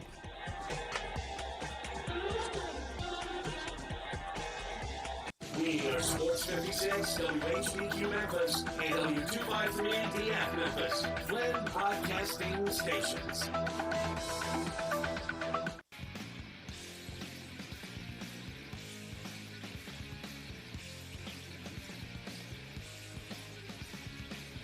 Now back to Sports 56 mornings on Sports 56 and 98.5 FM. This hour is brought to you by James Gaddis Jewelers. To reveal the full spectrum of its dazzling color. Here once again, Greg Gaston and Eli Savoy. Welcome back, everyone. 8:06 the time, hour 2 here on Sports 56 mornings, the Thursday, June 6th, 2024 edition. Greg Gaston, Eli Savoy, Zach Boyd with you from the Family Leisure Studios. Family Leisure, where family and fun come together. Currently 72. It'll get up to 91 today. Some patchy fog this morning, but then sunny with a few clouds and a minimal chance for precipitation. So it should be a pretty nice day, although steamy tonight, 66 for a low, mainly clear skies. Second hour of the program is brought to you by our great friends at James Gaddis Jewelers. I mentioned to you a couple of days ago that at the Italian Fest, I ran into Jay, that's James' son, and Linda. That's Jay is Linda's son as well. Linda is the wife of James Gaddis Jewelers. It's a family-owned business. So you might see James there, you might see Jay there, you might see Linda there, or any of the great people that work there. Great professional workers in the jewelry business at James Gaddis Jewelers. They are full-service jewelers. So if you need a simple cleaning, if you need a resetting of your ring, whatever the case may be, they can take care of that for you. Just head on over to James Gaddis Jewelers. Obviously, if you're looking for that special engagement ring, they are your bridal engagement and anniversary jeweler headquarters. All their diamonds are independently graded and certified. They know there's a lot of competition, so they make sure they have a price point to suit everyone's budget, whether it's a $5,000 ring, whether it's a $50,000 engagement ring. Wedding rings, personally designed wedding sets, and with Father's Day right around the corner, watches. Dad will love a nice watch, nice new watch. They have all kinds of variety at James Gaddis Jewelers. Plus, if you're looking for bracelets and necklaces, earrings and pendants, gemstones of all types, plus the one-of-a-kind estate and vintage jewelry, which they're always adding to their collection there. You go in there one day, the next day you go in there, there's new stuff. That's what James Gaddis has to offer. James Gaddis Jewelers, 4900 Poplar between Mendenhall and St. Nick, in the heart of East Memphis, on the web at gaddisjewelers.com. You mentioned how nice the weather is going to be tonight, today and tonight. And tonight, live at the Garden, Dierks Bentley. Little Thursday night live at the Garden. Very rare that they get the Thursday night, but Dierks Bentley will be live at the Garden tonight. Beautiful night to go out and enjoy some great music and a good night out. I've got a pair of tickets to go see Dierks Bentley tonight live at the Garden that I will give to caller number 5, 360-8255, 360-8255. Caller number 5. Pair of tickets to go out to live at the Garden tonight to see Dierks Bentley and enjoy a beautiful evening over at the Botanic Gardens. Always the live at the Garden events are absolutely spectacular. And when you get a beautiful night like tonight, just makes it that much more. So caller number 5 at 360-8255, a pair of tickets for live at the Garden with Dierks Bentley tonight. You a Dierks fan? Yeah, I like Dierks. You going to go over and see it? If it was not a Thursday night, I would, but not a Thursday night, a little difficult. So it is difficult for you and I, no question about it. I've seen Dierks before. Well, I can tell you this. I echo your sentiments about going over there to the Garden. It is a fabulous venue to watch great music. On a beautiful night, drink and eat and watch and listen to music. Memphis has been blessed with great music venues. Now, they got to figure it out with the amphitheater, Mud Island Amphitheater, because I used to go to concerts there, and that was spectacular. And I think they're going to be actually infusing some money into renovating that, and that will be great. That'll just be another venue. We also have the amphitheater in South Haven, which is great. And, of course, you have your big concerts at FedEx Forum, Graceland. I've seen a number of concerts there, on and on and on. Minglewood Hall, I've seen just a lot of different great venues to watch music at. And if you're inclined, head on over to the Mid-South Coliseum, walk in there and just, listen to the memories from way back when until they knock it down, and then there's no more memories. The Garden where you could just bring in your own stuff. I know. Wheel in the cooler. Just like the Shell. Like I love going to things at the Shell. The Shell, I forgot about the Shell. You just it's another coming one. in there. Those are really cool. But we do have our winner. I will have another pair of tickets later on to give away for tonight's show. So you can, if you didn't win this time, you'll have another chance to win later to go see Dierks tonight out at the Garden. Friend of the show, Adam Zagoria, tweets out, it's also worth mentioning 14 years ago, Dan Hurley was coaching high school ball at St. Benedict's Prep in Newark and is now being linked to arguably the most prestigious job in the NBA. I would say that it is the most prestigious job in the NBA, coaching the Lakers. Obviously, Lakers and Celtics are, but I go Lakers. But the Hollywood and everything else. there is. It is as glitz and glamour as it gets in sports. They are when you've got Jack Nicholson sitting like right next to you, and it's like, the Lakers are the Lakers. So Dan Hurley, as people should remember, was linked to the Kentucky job when John Calipari said goodbye and went to Arkansas. And I'm not sure where that got, but I know that Dan Hurley kind of squashed it pretty quickly. And I don't know if he got a bump from that. John Calipari, very good at doing that, although this time he actually left. But I'm not sure if Hurley got the increase. We went over his numbers in hour number 1 and what we're kind of speculating that the numbers could be for the Los Angeles Lakers. But it is not all about the money in this case. It's about coaching in the NBA. And he has said that he would like to do that. It's just, are you ready to do it now? Are you ready to do it in Los Angeles? The pressure that comes with coaching the Los Angeles Lakers. It would be very interesting if Dan Hurley, after thinking it over, decided not to do it. And then I wonder where you go after all the rumors about J.J. Redick and a few others that were mentioned for this L.A. Lakers job. But if he does take the job, as I mentioned in hour number one, with Connecticut, the two-time defending champions, where do they go from here? And then, obviously, those players committed to Connecticut are now given is it a 30-day window? I think so, yeah. To jump in the portal and seek a new destination if they so desire. That's how crazy this all is. But it would also mean that the head football coach of the national champions and the head basketball coach, men's basketball, of the national champions in the same year, the same offseason, will have left to go to their respective professional leagues. Both to the same city. Both to the same city, the City of Angels. Yeah, I mean, it's, I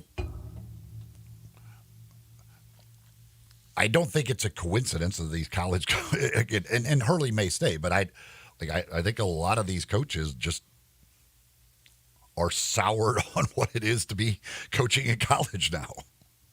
I think there's a lot of them that are soured. The recruiting you have to do of your own roster on a yearly basis, let alone going out and trying to recruit new additions to your roster. And now that you got this revenue sharing coming in, everything else, I think a lot of these coaches would just rather not have to deal with it all. That's why when you can find a coach in this day and age at the college level, and it seems like every coach, has an aspiration to maybe coach at the highest level. Not everyone, but a lot of them do.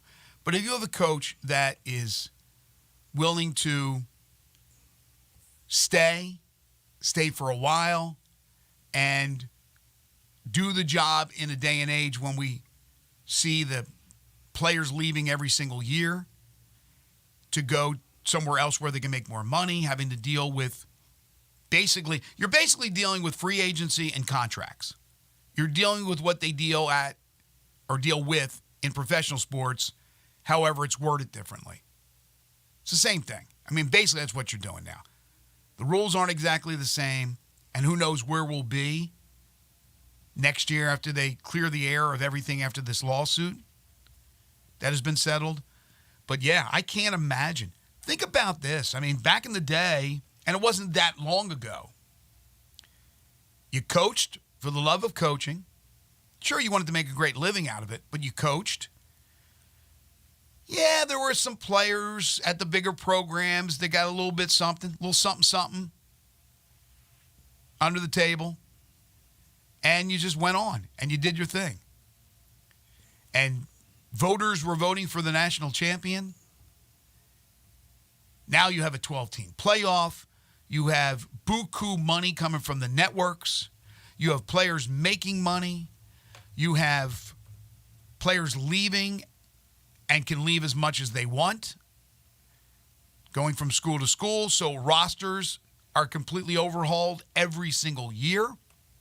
You have players that are bailing out of going to bowl games. I mean, there's so much that has changed in a short period of time. And so I can understand where these coaches go, I just wanted to coach football. I just wanted to coach basketball. I didn't want to have to deal with player personnel moves and salary cap because that's what, in essence, is going on. A texter on the Sissy's Log Cabin Lister line says Dan Hurley UConn teams had more prospects than other teams. Plus, those UConn teams slowly increase leads over their opponents by each TV media timeout. Hurley can coach. Yes, he As can. a basketball fan, I'm excited if he becomes the Lakers head coach. Yes, he can coach, no question about it. But Connecticut has gotten pro players for a long time. A long time. As I said in hour number one, Calhoun won, 3 national championships? Kevin Ollie won one. 2 for Dan Hurley. So it's not just Dan, right? They've been able to get players, for whatever the reason is, they've been able to get players to go to Storrs, Connecticut. Couldn't care less about their football program. They don't put money in the football program. It was dead for a while there. And it's all about basketball. That's the way it is. And being back in the Big East, they spent that time in the American, which was weird. But was it the American or Conference USA? American. It was the American, yeah. It's not like they've been loaded with it's not like it's Kentucky. It's not Kentucky, but it's good over the years, the talent they have brought. No, under Hurley though, last year, obviously Hawkins was a first-round pick. This year Klingon and Castle will be first-round picks. We'll see what they turn out to be in the NBA. But Caravan would have been first if he stayed in. I mean, they would have 3 first-round picks.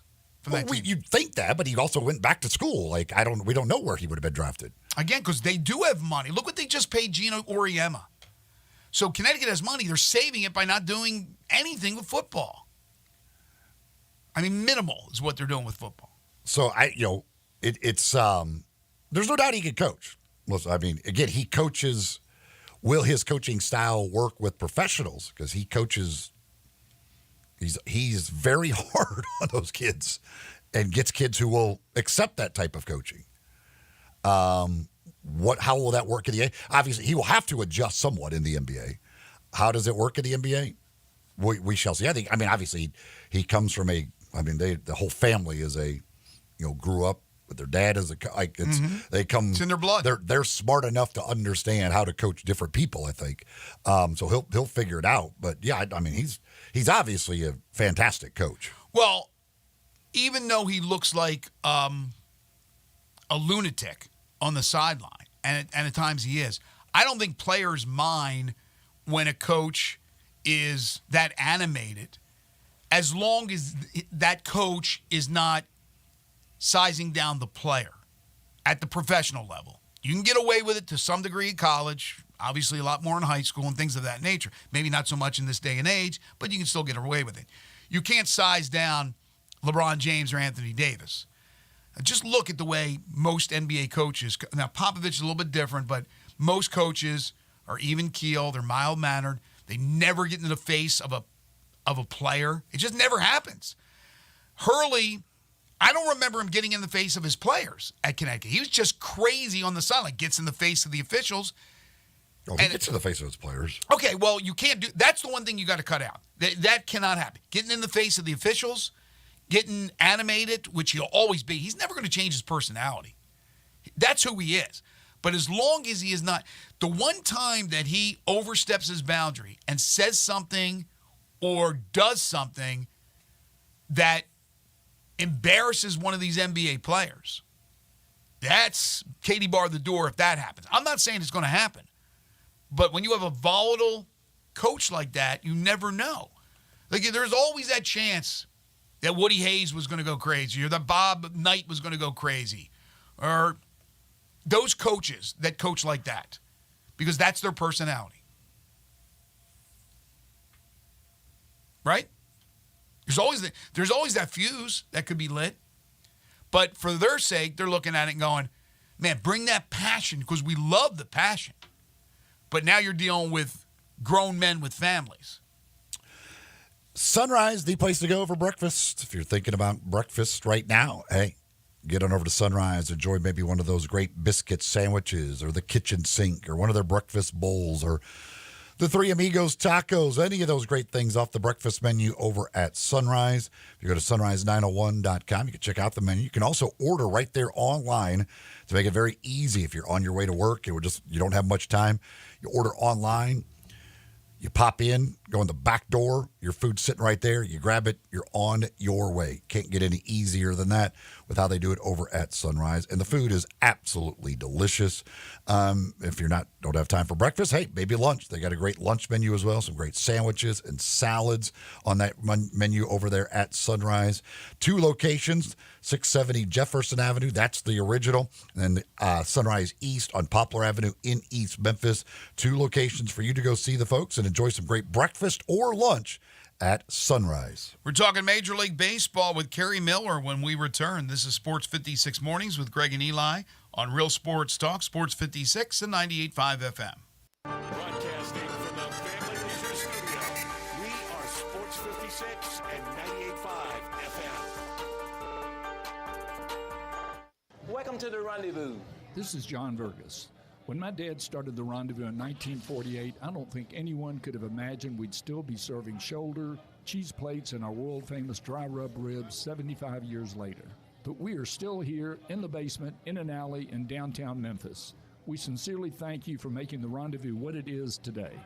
Charlie Vergas Rendezvous, a legendary experience for over 75 years, whether you dine in, pick up, or ship across the country. Why'd the kid jump off the boat? I don't know. Why? Peer pressure. Oh, good one, Ned.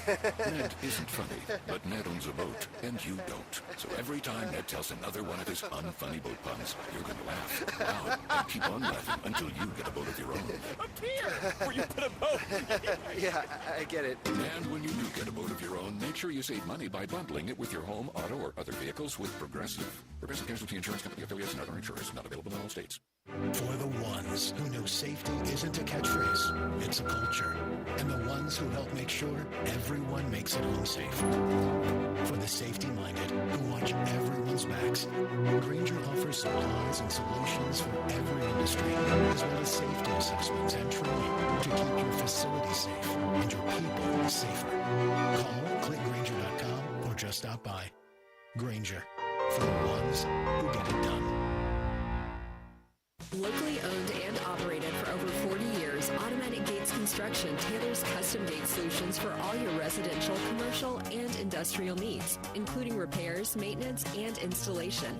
Automatic Gates Construction specializes in designing and installing automatic gates and fencing that seamlessly blends security, functionality, and aesthetic appeal.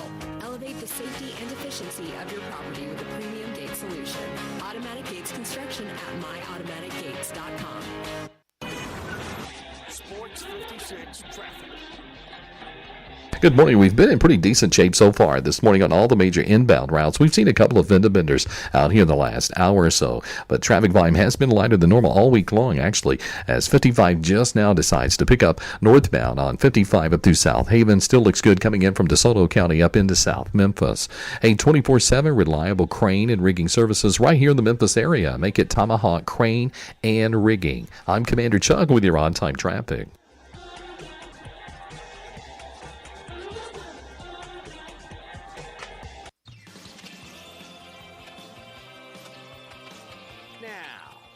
Sports 56 Mornings. Isn't it a lovely morning? On Sports 56 and 98.5 FM. This hour brought to you by James Gaddis Jewelers. Here once again, Greg Gaston and Eli Savoy.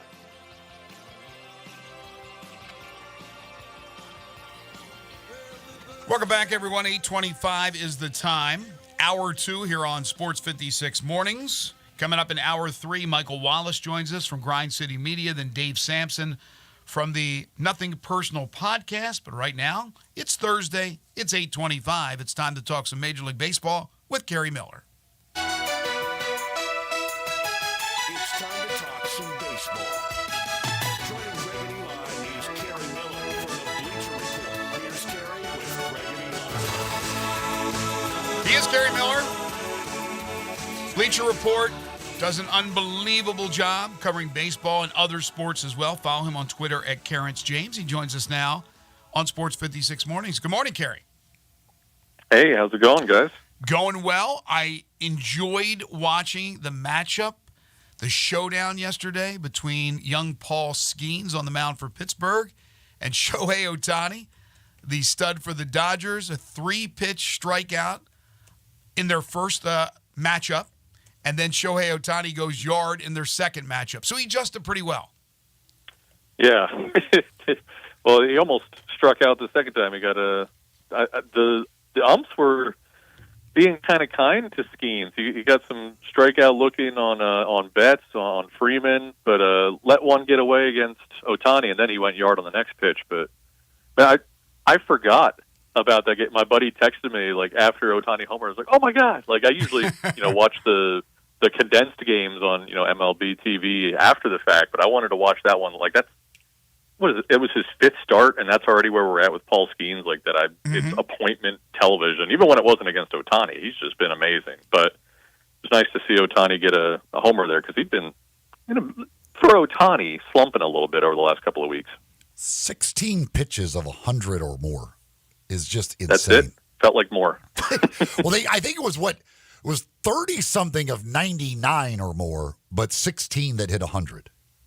Yeah, he's ridiculous. And I hope he, obviously when guys are throwing that fast, you worry they're going to blow out their elbow. Hopefully it doesn't happen. I mean, he wasn't even a pitcher until he got to college. I think his freshman years when he started dabbling, like he was a third baseman in high school. So I don't know how well his arm is going to hold up over, 150 innings. Hopefully nothing bad happens because he is a lot of fun to watch. But, man, there have been a lot of pitching injuries this year. and then Aroldis Chapman turning back the clock in that game. 103, 103, 104, 104 on 4 straight pitches. I mean, he's been throwing flames all year, obviously all throughout his career. The question this year is whether it's going to be anywhere close to the strike zone. He was, competent last night, which for whatever reason Pirates always are against the Dodgers. I looked this one up there. Pirates are 10-5 against the Dodgers since the beginning of 2022. It's the only team the Dodgers have a losing record against in that time frame, and the Pirates are otherwise 56 games below 500. That's crazy. It makes no sense, except it's baseball, so it makes perfect sense. But Chapman has and always has had a rubber arm. He's been able to do that, sustain that for all these years. But you're absolutely right about Paul Skeens. I'm knocking on wood right now, imaginary wood here, because you want to see that guy. You want to see a flamethrower challenge the Aaron Judges and the Shohei Ohtanis for years and years. But, man, that wear and tear on the arm, the way it has gone this year. Christian Javier, he will have Tommy John surgery. I think the Astros lost another pitcher as well, and that's just the Astros. We've been talking about guys hurt all year long. However, the good news is that it looks like Garrett Cole is ready to come back. Yeah, and they just lost Clark Schmidt. He's probably going to be out for up to 2 months with a lat strain. We were starting to wonder, with Luis Gil pitching like a freaking Cy Young as a rookie, who they were going to even take out. Like, were the Yankees going to have to go to a 6-man rotation once Cole came back? But not that they're relieved to lose Clark Schmidt because he's been pitching so well, but okay timing. They're only going to have to tread water with a spot starter for a week or two before Cole should be back. Barring any hiccups in his rehab. But I mean, he looked great the other night. I think he went 45 pitches, had 5 strikeouts. It shouldn't be long before at least the AL Cy Young winner is back. The NL MVP isn't coming back. The NL Cy Young winner is on the IL. It's wild. There's I think there are 70 players making $18 million or more this season, and half of them have spent at least a month on the IL. It's been just crazy. Yeah, the Yankees with the month that Judge just had, with what Soto's been doing all year, and now getting Cole back. I mean, goodness gracious, they look really, really good. Yeah, it's a little unfair, but of players with at least 140 plate appearances this season, there are 3 with an OPS of 1,000 or better. Soto and Judge. Number 1 is David Fry of the Cleveland Guardians. Get out of here. What in the world is going on there? But yeah, he's at 1.092. Judge is at 1.090. That's crazy. But then again, we talked last week about the Guardians. They're 20 games over 500 and plus 81 run differential. They've been shocking. I've been looking this up, and I want to confirm if you know this off the top of your head. I'm looking at team payroll for 2024. The New York Mets are number 1. Is that correct? Okay. Yeah. Right. Okay, so I'm trying to equate what's going on in Major League Baseball so far this year with payroll. We always talk about the Yankees, the Dodgers, but they don't always win it. In fact, it's been a while. So the Yankees at 44-19 and the Phillies at 44-19, they are tied for the best record in Major League Baseball. The Dodgers are 38-25, so a nice crisp 603. So a lot of the big payrolls doing well. Yankees at 2, the Phillies at 4. Atlanta, although they've gone through a couple of big injuries, they're at 6, but still, solidly right there. Dodgers 7th highest payroll. When I saw this, I thought it was a mistake. I thought they had to be 1, but they're 7, and of course they're doing great. But Mets 1, struggling. Houston 3, struggling, and they've had a lot of injuries. Texas is getting it together again, the defending champions, but they're 5th in payroll. And then Toronto is number 8. They're dead last in the American League East. So it doesn't always equate having that money. I mean, you'd rather have the money and those type of players, but it doesn't always equate to winning. Yeah. Last year, the 3 highest opening day payroll were the Mets, Yankees, and Padres, and they all missed the playoffs. But then I believe the Rangers and Astros, and Phillies, right? 3 of the 4 teams who made the LCS were like 4, 5, and 6. Mm-hmm. So it is, you're more likely to get there, but it doesn't guarantee you anything. Yeah, no guarantee, right? I will say on the Dodgers, they're cheating the system because Ohtani only shows up as $2 million, but they're paying him $70 million. Yeah, I knew something was wrong with that. When I saw Dodgers at 7, I go, something's fishy about that. Maybe the interpreter's cooking the books or something. Yeah, that deferred money is helping them out for sure. But yeah, the Mets. And with the Mets, right, they're at like 310 payroll or something. $60 million of that is what they retained for when they gave away Scherzer and Verlander. So they're really the Mets and Dodgers really should be inverted based on what they have on their rosters. But still, even if you put them at 230, they're still comfortably top 10. And outside of this past 3-game series in Washington, they've looked terrible all season long. They got that series against the Phillies in London coming up this weekend. That should be interesting. The best team in the baseball against maybe the worst team in baseball outside of the White Sox. But yeah, it's crazy how much money they've spent and just can't do anything with it. Be curious to see if they do have a fire sale or not, because they have a lot of impending free agents like Pete Alonso, Severino, and Minaya have both pitched well, even though the team hasn't done anything with it. J.D. Martinez, Harrison Bader, like last year, the Mets were like the only thing that made the deadline interesting with Scherzer and Verlander. They can kind of be that domino again this year. You mentioned the White Sox, and after having watched them somehow lose the last 2 games to the Cubs with big leads in both, I'm starting to question whether they'll win another game this year. Yeah, they are 13 straight losses. Gosh, they are so bad. They're terrible. I think they're on pace for the worst record ever. I know that it was like a week ago they were on pace for 120 losses, probably closer to 125, 130 now. And speaking of the trade deadline, are they going to move Luis Robert Jr., who just came back and then mashed like a 450-foot home run? That was a nice little audition for the trade block to show that he's still amazing when he's healthy. If they get rid of him, they got like nothing. And there's already talk of they might trade Garrett Crochet, who's been just amazing, but it only has, I think, 2 years after this one before he hits free agency, so kind of in a similar boat to where Dylan Cease was before the season. Mm-hmm. They traded him to the Padres. Like, they're in full-blown rebuild disaster mode. Like, right now I'm looking into doing looking at prospect rankings and who teams have signed, who's set up well for the next half decade. And I didn't even bother fully completing the research on the White Sox. I'm like, this is not top 10, not even close. They're terrible. And Tommy Pham wants to fight everybody. Well, yeah, he'll do that. They are now he's hurt. They are a minus 140 run differential. There's not another team in triple digits, not yet. White Sox at minus 140. It's hard to believe. Who will be their all-star? The mascot. Probably Eric Fetty, and then he might get traded as well. I mean, for that to be like their one bright spot, a guy who had like a 5.5 career ERA with the Nationals, spent a year in Korea, learned how to throw a sweeper, and now he might be their all-star. I mean, I think that kind of speaks volumes to where they are. I haven't looked this up. They might be worse right now than the A's were 62 games into last season. I think you're when right. The A's were like very aggressively not trying. Here's a fun fact. They've won 15 games. I've seen them win 2 of those games. I don't live in Chicago. I don't go to White Sox home games.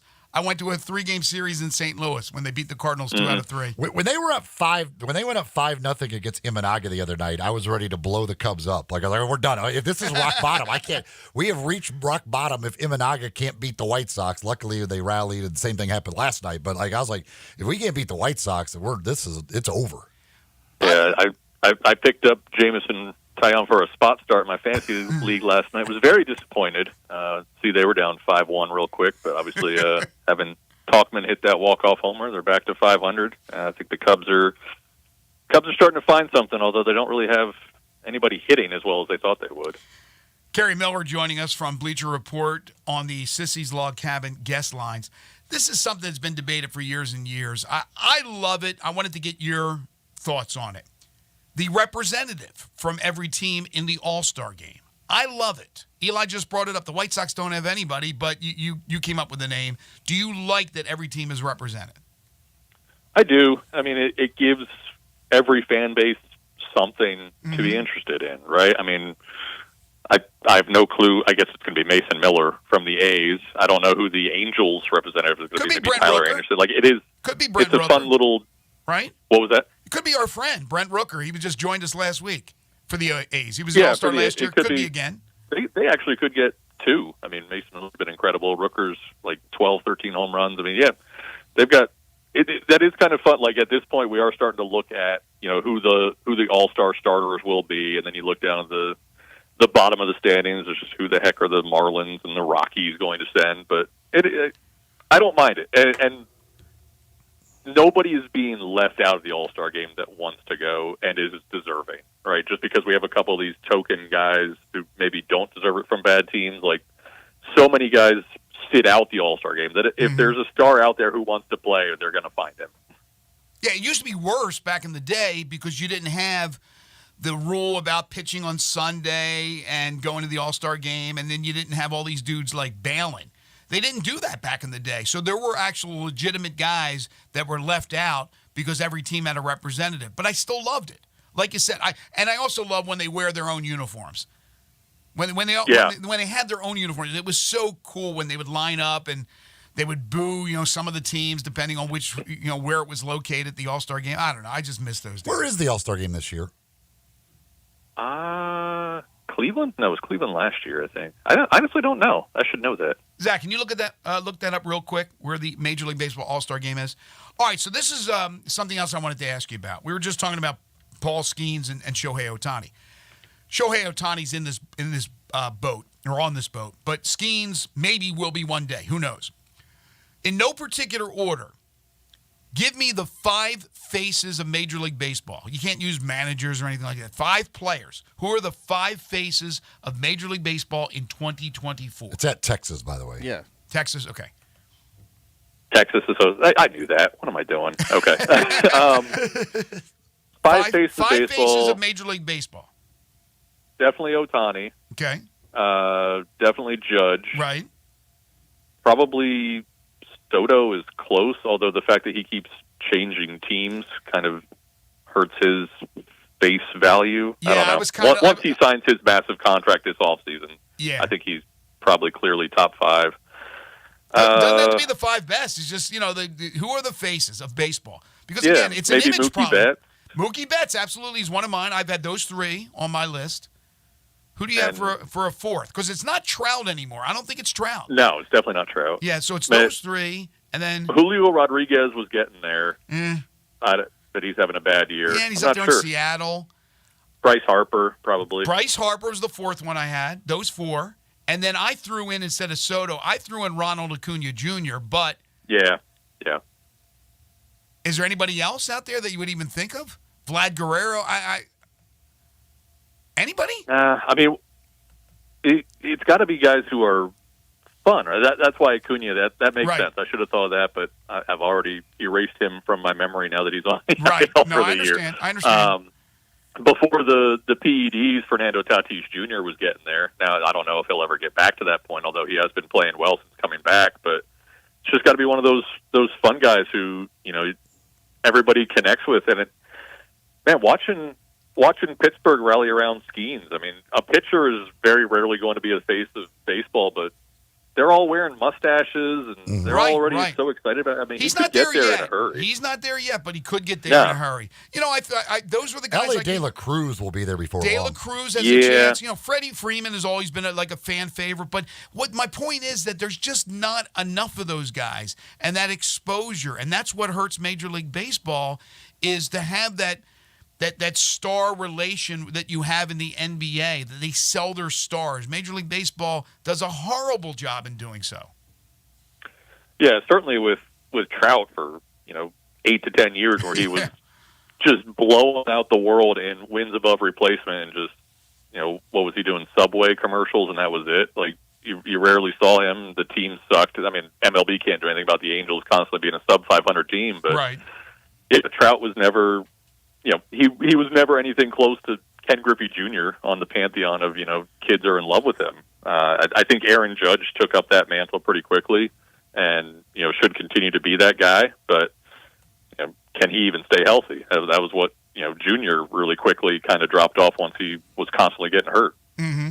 Yeah, you just don't see you put on the Major League Baseball Network, and they'll have spots with a bunch of different players, but that's why you're already on the network. You're watching it because you're a baseball fan, so you know those players. But I'm just talking any day, put on any station. There's just nothing for baseball. They're not. All you see is what you see Frank Thomas hawking the what medicine. That's the old. That's what you get. You don't get anything modern, it seems like, in this day and age. All right. He is the one and only Kerry Miller from Bleacher Report. You can hear him each and every Thursday talking Major League Baseball with us. You can follow him on Twitter at Kerrance James. Have a great week, Kerry. We'll talk to you next Thursday. All right, you got it. Take care, guys. You too. We'll take a timeout, come back, wrap up hour 2. This is Sports 56 Mornings with Greg and Eli on Real Sports Talk, Sports 56 and 98.5 FM. Be sure to follow us at Sports 56 WHBQ on Twitter, Facebook, Instagram, and YouTube to watch live video of our shows. Stay up to date with station events and have chances to win prizes. Don't miss out on anything that's going on. Follow us at Sports 56 WHBQ. Make your next grill your last with a Big Green Egg. Smoke, bake, roast, sear, and grill, all with a lifetime warranty. Save money on fuel, eating out, and replacing expensive grills that cannot match the flavor of the Big Green Egg. Ready to cook in only 10 to 15 minutes with temperatures below 200, above 700, and anywhere in between the heats. Change your at-home cooking experience for life. Go to shop.biggreenegg.com. Right now at Genesis Diamonds, we're always giving relief to our customers with refinancing or at Designer Rings, we bring you that luxury of pre-owned Rolex and spread your payments over 5 whole years without paying a dime in interest. Dave's anniversary just passed, and $35 off, and that's with zero down. Now through June and only at Genesis Diamonds. Terms extended. Credit system. Looking for sports in all the wrong places? Try the Owner's Box Sports Bar and Grill in Lakeland Town Square. Fun, friendly, exciting, and comfortable with wall-to-wall TVs for all your favorite games, 24 taps for all your favorite beers, including NA and local craft beers, and an in-front-of-the-wall full bar for all your other favorite beverages, including a full wine list. And in an upscale menu, patio seating, daily specials, and events, and you found all your sports in the one right place. The Owner's Box Sports Bar and Grill in Lakeland Town Square, Highway 70. You or someone you know or care about has dealt with a difficult divorce. When facing divorce, you need the attorneys at Rice Law. Nick and Larry Rice lead the firm with 3 generations and 7 decades of experience. Located in Memphis, serving the entire state of Tennessee and North Mississippi. Rice Law is who you need to call. Simple or difficult divorce, they know how to handle it. Call Rice Law at 901-526-6701, or for more information, visit them at aboutdivorce.com. That's aboutdivorce.com. Now back to Sports 56 Mornings on Sports 56 and 98.5 FM. This hour is brought to you by James Gaddis Jewelers. Genuine diamonds, baby. Here once again, Greg Gaston and Eli Savoy.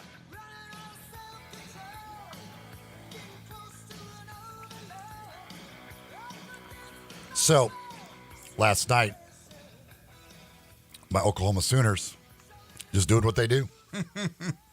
I saw that. Texas had not given up a run at the Women's College World Series. They had thrown 3 one-hit shutouts.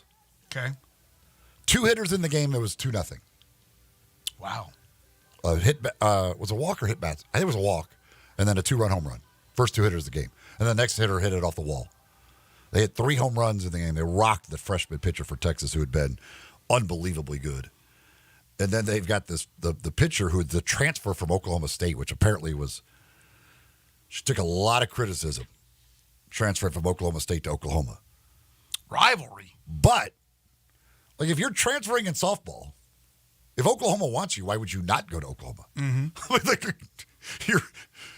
you're going to go win a title, pretty much. Like, so is it okay only in the sense that if you're moving up, in other words, it's a rivalry, you're going from the one to the other, you're going to the better one that has a chance to win a natty, that's fine. But how about if they were both on equal ground?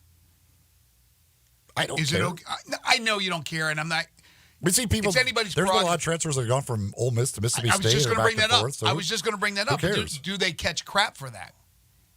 I'm sure amongst their old team, they probably do. Yeah, it's one thing if, like, in the last couple of years, you went from Auburn to Alabama. You know, a chance to win a national title. Auburn, in the last few years, didn't have a chance. Now, in the future, they will, and in the past, they have, and they've won. But I'm just saying, if you're going status quo from one to the other, it's like, come on, man. You're going to your rivals. Softball cracks me up, too, because that pitcher, Kelly Maxwell, 148 pitches on Tuesday night, turns around last night, throws 119. Yeah, there's no pitch count. It's just underhand. It's crazy how many pitches they can just throw. Yeah. And I assume, I would assume she's probably going to pitch again tonight. I don't know. I don't know if they'll go to a different pitcher, knowing they can bring her back for Game 3. But I don't know. I don't know the medical reasons and the science and all that about throwing it underhand. Because there's not as much stress on the I know, elbow. but I don't know. I don't know why. I mean, they're firing it. I mean, they're still throwing it hard. But yeah, it's amazing how softball you could throw 1,000 pitches and it's no big deal. And baseball, like, get them out of there. Well, it's 85 pretty pitches. simple. Like, the baseball motion is not a natural motion. Your elbow is bending in directions that shouldn't. The softball is a simple motion that there's no stress on the elbow. That's why there were not too many keglers that went on the injured list. The I remember softball Earl is Anthony going on the disabled. softball is up in the would be shoulder in that area, but there's the elbow is what gives out in Major League Baseball. Yeah, but there's all kinds of injuries. Tommy John isn't an elbow, right? It's actually exactly what it is. It is an elbow. It's a ligament in the elbow. But that's the point. Yeah, but there's more than that. There's more than elbow injuries in baseball. I mean, there's Again, it's a very unnatural motion. I was thinking Tommy John was rotator cuff, but it's a very unnatural motion throwing a baseball and throwing it that hard. Yeah, but man, I'm telling you, those girls can wail. Man, they can fire it. What about the MLB players that kind of throws from the ground? Oh, the sidearmers, like those guys. That's I don't. Kent Colby lasted forever. I don't know how he did it. It's a less stressful move, but even there. I don't know about less stressful. There are again. If you watch a baseball pitcher like in slow motion, like watch what his elbow does. Like he's got it. They got it bent, and then they're just like snap. Like it's just a very unnatural motion that puts a ton of stress on your elbow. Go back and watch video or pictures of photos of Kent Colby and where his arm is as he delivers a ball from the side. I mean, I don't know how. I don't even know if he had any major arm injuries. Maybe he did, but I don't remember it. It seemed like he pitched forever. All right, couple of things. Sporting news. Bill Bender, who is often on with the boys from 3 to 6, Sports Time on Sports 56 with Brett and Bryant. He has the Sporting News preseason top 25 college football poll. And we were wondering if any of these polls, Memphis will come in like toward the end. Would they get votes? I don't think this was I think this was just the top 25 with nobody else with votes, unless I didn't see that. But Memphis was not included. Number 1 for him was Georgia, 2 Ohio State, 3 Texas, 4 Oregon, 5 Notre Dame, 6 Ole Miss, 7 Florida State, 8 Michigan, 9 Bama, 10 LSU. Other schools of interest from the SEC, Mizzou 11th, Tennessee 13th, Oklahoma 18th, and Texas A&M 25th. I'm curious about Oklahoma this year with Brent Venables. I'm not real high on Oklahoma. Who's their quarterback now? Booty got the boot, right? He left. Wasn't that the guy, General Booty? Well, Dylan Gabriel was their quarterback last year. That's right, Dylan Gabriel. But wasn't it going to be Dylan? Wasn't it going to be Booty, and then he left? They've got, I think, I'm not sure exactly. I think they got a couple of guys competing for it. I think there were pretty high recruits. I don't know if they got anybody out of the transfer portal or not at the quarterback position. Let's see. Well, this could be old. I'm looking at here because it still has General Booty, but I think he took off. Does Jackson Arnold ring a bell? Yeah, Jackson Arnold is what they're saying. But anyway, I don't know. I mean, you're moving into the SEC. I think it's going to be, at least this first year, is going to be tougher for Oklahoma. Your rival, Texas. Texas is expected to be better than you. But again, from Sporting News, a lot of respect for both. Texas at 3, Oklahoma at number 18. Ole Miss there at number 6. 3 spots ahead of Alabama. The defending champions from Michigan, 8th, with the new coach. Florida State, which Memphis will play in Tallahassee, number 7 on this list of the preseason top 25. Everybody else you expect, right? You expect Georgia, you expect Ohio State, Oregon should be good. Notre Dame's interesting because, again, Notre Dame's not in a conference, so they can't be a top 4 seed. They can't host a game, the first game. Yes, they can. That's the only thing they can do. Well, they could go on the road for the first game, but they will be playing in the first round. Yeah, they'll be playing. Yeah. Oh, the first round is at sites. That's right. I get that mixed up every single time.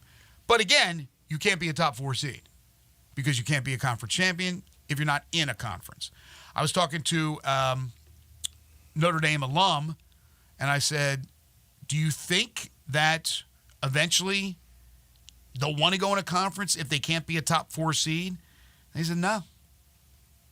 And supposedly the deal with NBC, and I'm not sure exactly what it is, they could make more going to the Big Ten than they do with the contract currently. No question. Again, there's definitely would make more in the Big Ten or the SEC for sure. But it's the independence. It's being a lone entity. It's almost like we're better than you guys, although they're not. They're not on the field. And the whole thing with the playoff is they're basically sacrificing the opportunity to be a top 4 seed for the opportunity to know that you can host a game and sell 100,000 tickets for it. Right. We were talking earlier with John DeFilippo, the Memphis Showboats head coach, doing a wrap-up of the season. The UFL TV ratings were announced yesterday for the season. 40 regular season games. The playoffs begin this weekend. Those games were shown on ABC, Fox, ESPN, FS1, and ESPN2. That's Murderer's Row. I mean, that's big networks right there. They averaged 816,000 viewers per game in their first year as a combined league, the United Football League. Last year, 2 separate leagues, the USFL and competing leagues, the USFL 601,000, the XFL 622,000. So an increase of 32% on the television viewing of the UFL. And that's why it's not going anywhere, at least for now. It's not the greatest numbers when you compare it to years gone by. But they need product. They need shows in place on these networks. And they got it with this UFL. If those numbers remain around that, go a little higher, around 1 million, a little bit less than 1 million, that's good. Now, the attendance is a whole different ballgame with the exception of St. Louis, but as far as the TV numbers, they got to be pretty happy with that. Yeah, they've been happy all year. There were more games on network television this year than with the leagues last year, but they've been happy all year long with television numbers. Most of these games, you'll peak over the 1 million mark. A lot of games in that range of 800, 900,000. So it's, and we'll see what the playoffs do. Certainly that will be key as well to see what the playoff games do this weekend and then the championship game next weekend. But they've been very happy all year long with the television ratings. One NBA draft note, we were talking a little bit about this yesterday, projected top 10 pick Nikola Topic has a partially torn ACL. He's at the NBA draft combine. I guess they have one overseas. It's in Italy. He went through the NBA's medical examination. Again, a partially torn ACL. I don't know how that affects the thinking of teams when a guy could be out early in his career, but it's not a career-ending injury. So does it change their mindset on where to pick a guy like this who is absolutely a projected top 5, top 10 pick, probably a top 5 pick, but it could alter the thinking of some of the teams. All right, we'll take a timeout. When we come back, hour number 3, we are loaded. Michael Wallace will join us. We'll talk NBA Finals. We'll talk Grizzlies with Michael Wallace from Grind City Media, and then David Sampson from the Nothing Personal podcast, good friend of the show. We'll talk to him about a number of different topics. You're tuned in to Sports 56 Mornings with Greg and Eli on Real Sports Talk, Sports 56 and 98.5 FM.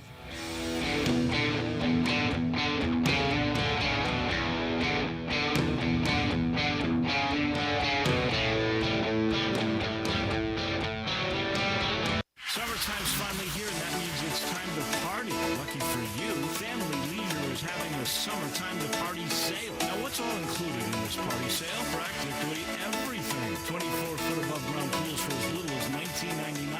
All ladders, filter systems, and even robotic cleaners are 20% off. Come in and look at all of the in-stock patio furniture Family Leisure has. Plus, it's up to 50% off. Play gyms for the kids, that's $1,000 off. Patio umbrellas, take 20% off. You can get a 4-person hot tub for just under $3,000. We know you're really going to just use it for yourself. Family Leisure has discounted pricing on all in-stock pool toys and floats while the supplies last, so you better get in quick. Plus, Family Leisure has special financing available. Just ask an associate for all the details. Summertime means party time, and Family Leisure is ready for any party. Family Leisure, Winton Road at I-40, where family and fun all come together. The boundlessly capable EQS SUV from Mercedes-Benz takes electric to places it's never been before, and that's not only because of its impressive 305-mile range. From behind the wheel of its sumptuous 3-row cabin, you'll enjoy tech most other automakers haven't yet dreamed of. The optional 56-inch Hyperscreen is your getaway to the very latest comfort, navigation, diagnostic, and infotainment functions. Accessible by touch, voice, or even gesture. With customizable driving modes, you can fine-tune the vehicle settings to precisely match your driving style. And in off-road mode, optional transparent hood technology lets you navigate safely around hazards that are actually beneath you. Yes, the EQS SUV is so smart, it can see through sheet metal. The vehicle's all-electric, the feeling all Mercedes. Test drive the EQS SUV today at your local dealer or learn more at mbusa.com/EQS-SUV. eBay Motors is here for the ride. 120,000 miles of night drives, daily commutes, and who knows how many. Through countless fixes, elbow grease, and a new radiator, you kept your ride alive. With eBay Motors, you have over 122 million parts to keep it running. And with eBay Guaranteed Fit, they'll be the perfect fit every time.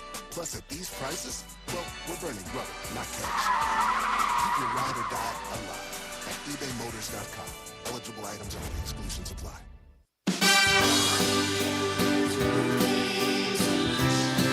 It's silly season in the life of your roof. I'm Brian Elder, 867-0303. The weather can be unpredictable, and I'm ready to get more life out of your roof with our award-winning Owens Corning repair team. We're the repair guys the other repair guys call when they can't find the problem. Leaks become black mold when ignored. That's why when you call me, I start my inspection in the attic. Is it time for a beautiful new roof? 867-0303. I'll measure your roof from outer space and get you an estimate right over the phone. The best warranty in the business, including a warranty against ice dams. The only roofer in Memphis to offer a warranty against water intrusion due to snow buildup. Ask about military and first responder discounts. 901-867-0303 or BrianElderRoofing.com.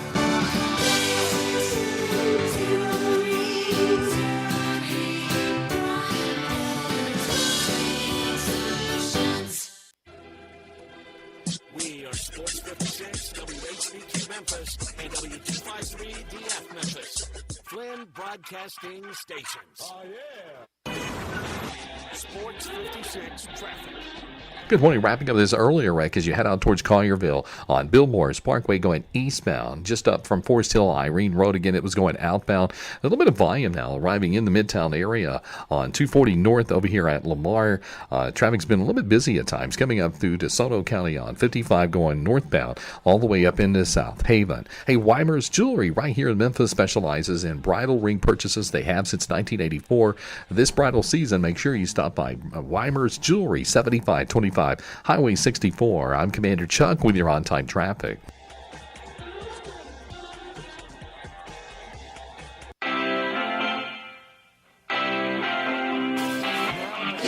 Sports 56 mornings on Sports 56 and 95 FM. This hour brought to you by James Floors and More. Here once again are Greg Gaston and Eli Savoy.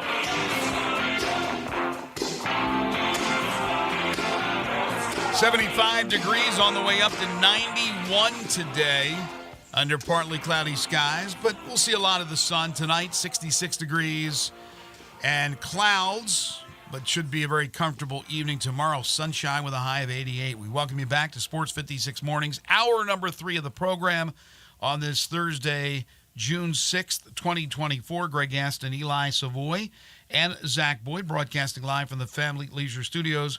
Family Leisure, where family and fun come together, 2120 Whitten Road, just north of I-40. And our third hour is brought to you by Jenkins Floors and More. They are open in their new location at 2356 Goodman Road. That is in Horn Lake. Head on over there if you're looking for flooring and carpeting and getting amazing deals from the great folks at Jenkins Floors and More. Family owned and operated. Go see them at their warehouse. They were in Hernando at 6 East Commerce. They have a store in Little Rock. They have a store in Cleveland, Mississippi as well. They specialize, like I said, in flooring and carpeting like SPC and WPC vinyls, which are scratch resistant and waterproof, ceramic and porcelain tiles, hardwoods by Portercraft, carpeting from Southern Luxury Carpet. They have backsplashes for your kitchens and bathrooms, plantation shutters and blinds, all different styles and colors. Check them out, Jenkins Floors and More, again, now at 2356 Goodman Road in Horn Lake. They will install and do so with an unheard of 2-week turnaround. They will come out and do a free estimate or give you a free estimate. They'll bring you samples to show you what it'll look like. All you have to do is call them. They'll show up at your place, wherever you are. 662-469-9350. That's 662-469-9350. They're open Monday through Saturday. All military and first responders, you get 10% off. Sports 56 listeners, ask about your family discount. It is Jenkins Floors and More.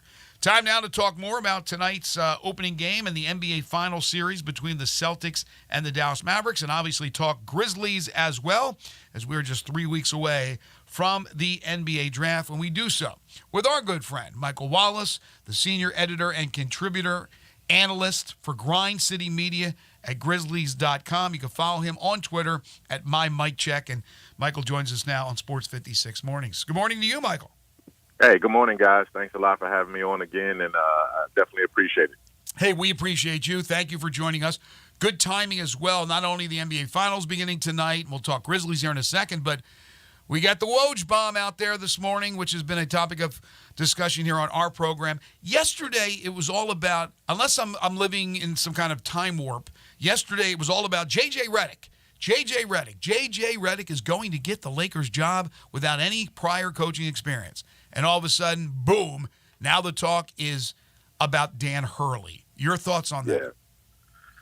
Yeah, it's it's almost like, are you going to read the play action fake, right? Which way you're going to go with it? I think there's a lot, and it speaks larger to where the media is at this stage of our society and covering sports. Mm-hmm. There's a lot of manipulation that's disguised as media and journalism and coverage right now.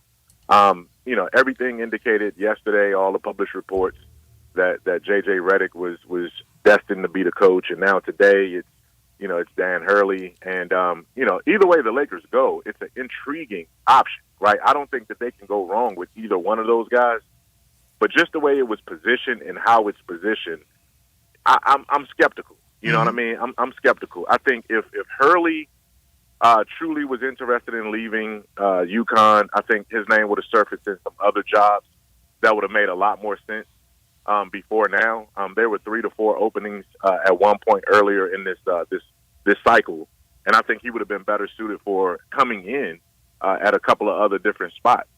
You know, this one right now is almost like, okay, let's if I'm the Lakers, let's prove that we really opened this search up to really consider some of the top people. And then we're going to go back to J.J. Redick because Hurley is probably going to turn it down. We'll see. You know what I mean? The motivation for Hurley to leave is right there. There's nothing more he can do at UConn. Like, he's reached the pinnacle there, almost like Harbaugh. I heard you guys talking about that earlier. At a certain point, it's time to, if you're going to ever want to get that NBA challenge at a time when the money is more than it's ever been, your guarantees are going to be higher than it's ever been, your job security might be shorter than it's ever been, but hey, if you're going to cash in, that's not a bad spot to cash in at. You covered LeBron. How involved do you think LeBron is in this? I think he's every bit as involved in what's going on with the Lakers' decision-making as you are involved in the show every day. You know what I'm saying? Like, you know, and the thing is, and I don't fault LeBron for that. Like, LeBron is as powerful right now today as he's ever been.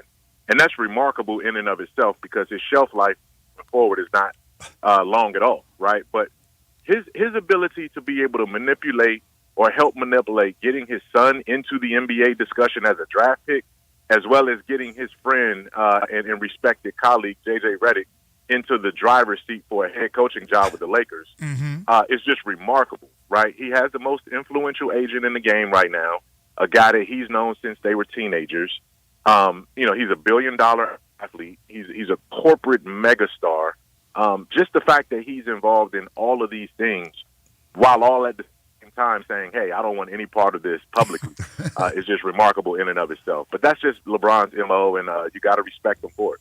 How ironic is it that he's doing a podcast with J.J. Redick, and they bring up the topic of Dan Hurley, and LeBron speaks glowingly of Dan Hurley, and now we have this situation. It's crazy. Well, look, I mean, I thought about that too, and I said, okay, so all of a sudden, no matter who the Lakers are saying is in line to coach them, LeBron has already had, you know, a statement basically, right? and here's how I remember this. Like this is something that I've been a part of. Obviously, I've known LeBron for years. I've covered him for years. I remember going back to UConn's previous run. I think they ended up winning it all back then. But Shabazz Napier had a remarkable run in the tournament, and Shabazz was you know, putting up numbers. He was doing all kind of things. And LeBron tweeted in the NCAA tournament, you know, something glowingly about Shabazz Napier, that he's going to be he's a must get at the next level. And then lo and behold, the Heat used their pick on him, right? You know what I'm saying? And this was when he was with Miami.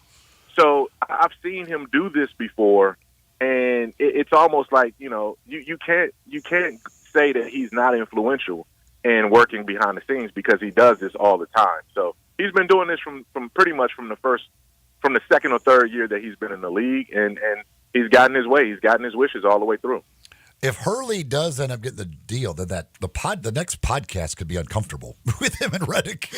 Oh, he'll retire from that. Like, he'll retire from that. There's no question that he'll retire from that. And I said this on our Grizzlies show yesterday, and on some of our programming earlier, that if it is indeed Redick, you know, over Hurley, you know, it's funny because it all goes back to Duke. It seems like those two last names are just synonymous to Duke as much as it is UConn. But, you know, the thing about it is that Hurley comes in and he knows the game. He's going to come in and command respect. He's the way the NBA is now, trending towards a lot of these younger and developing younger stars. He's coached against or recruited them or had some kind of connection to them.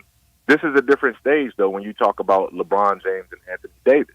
It's almost like, okay, it's almost like if Tom Izzo came in and wanted to coach the NBA right now.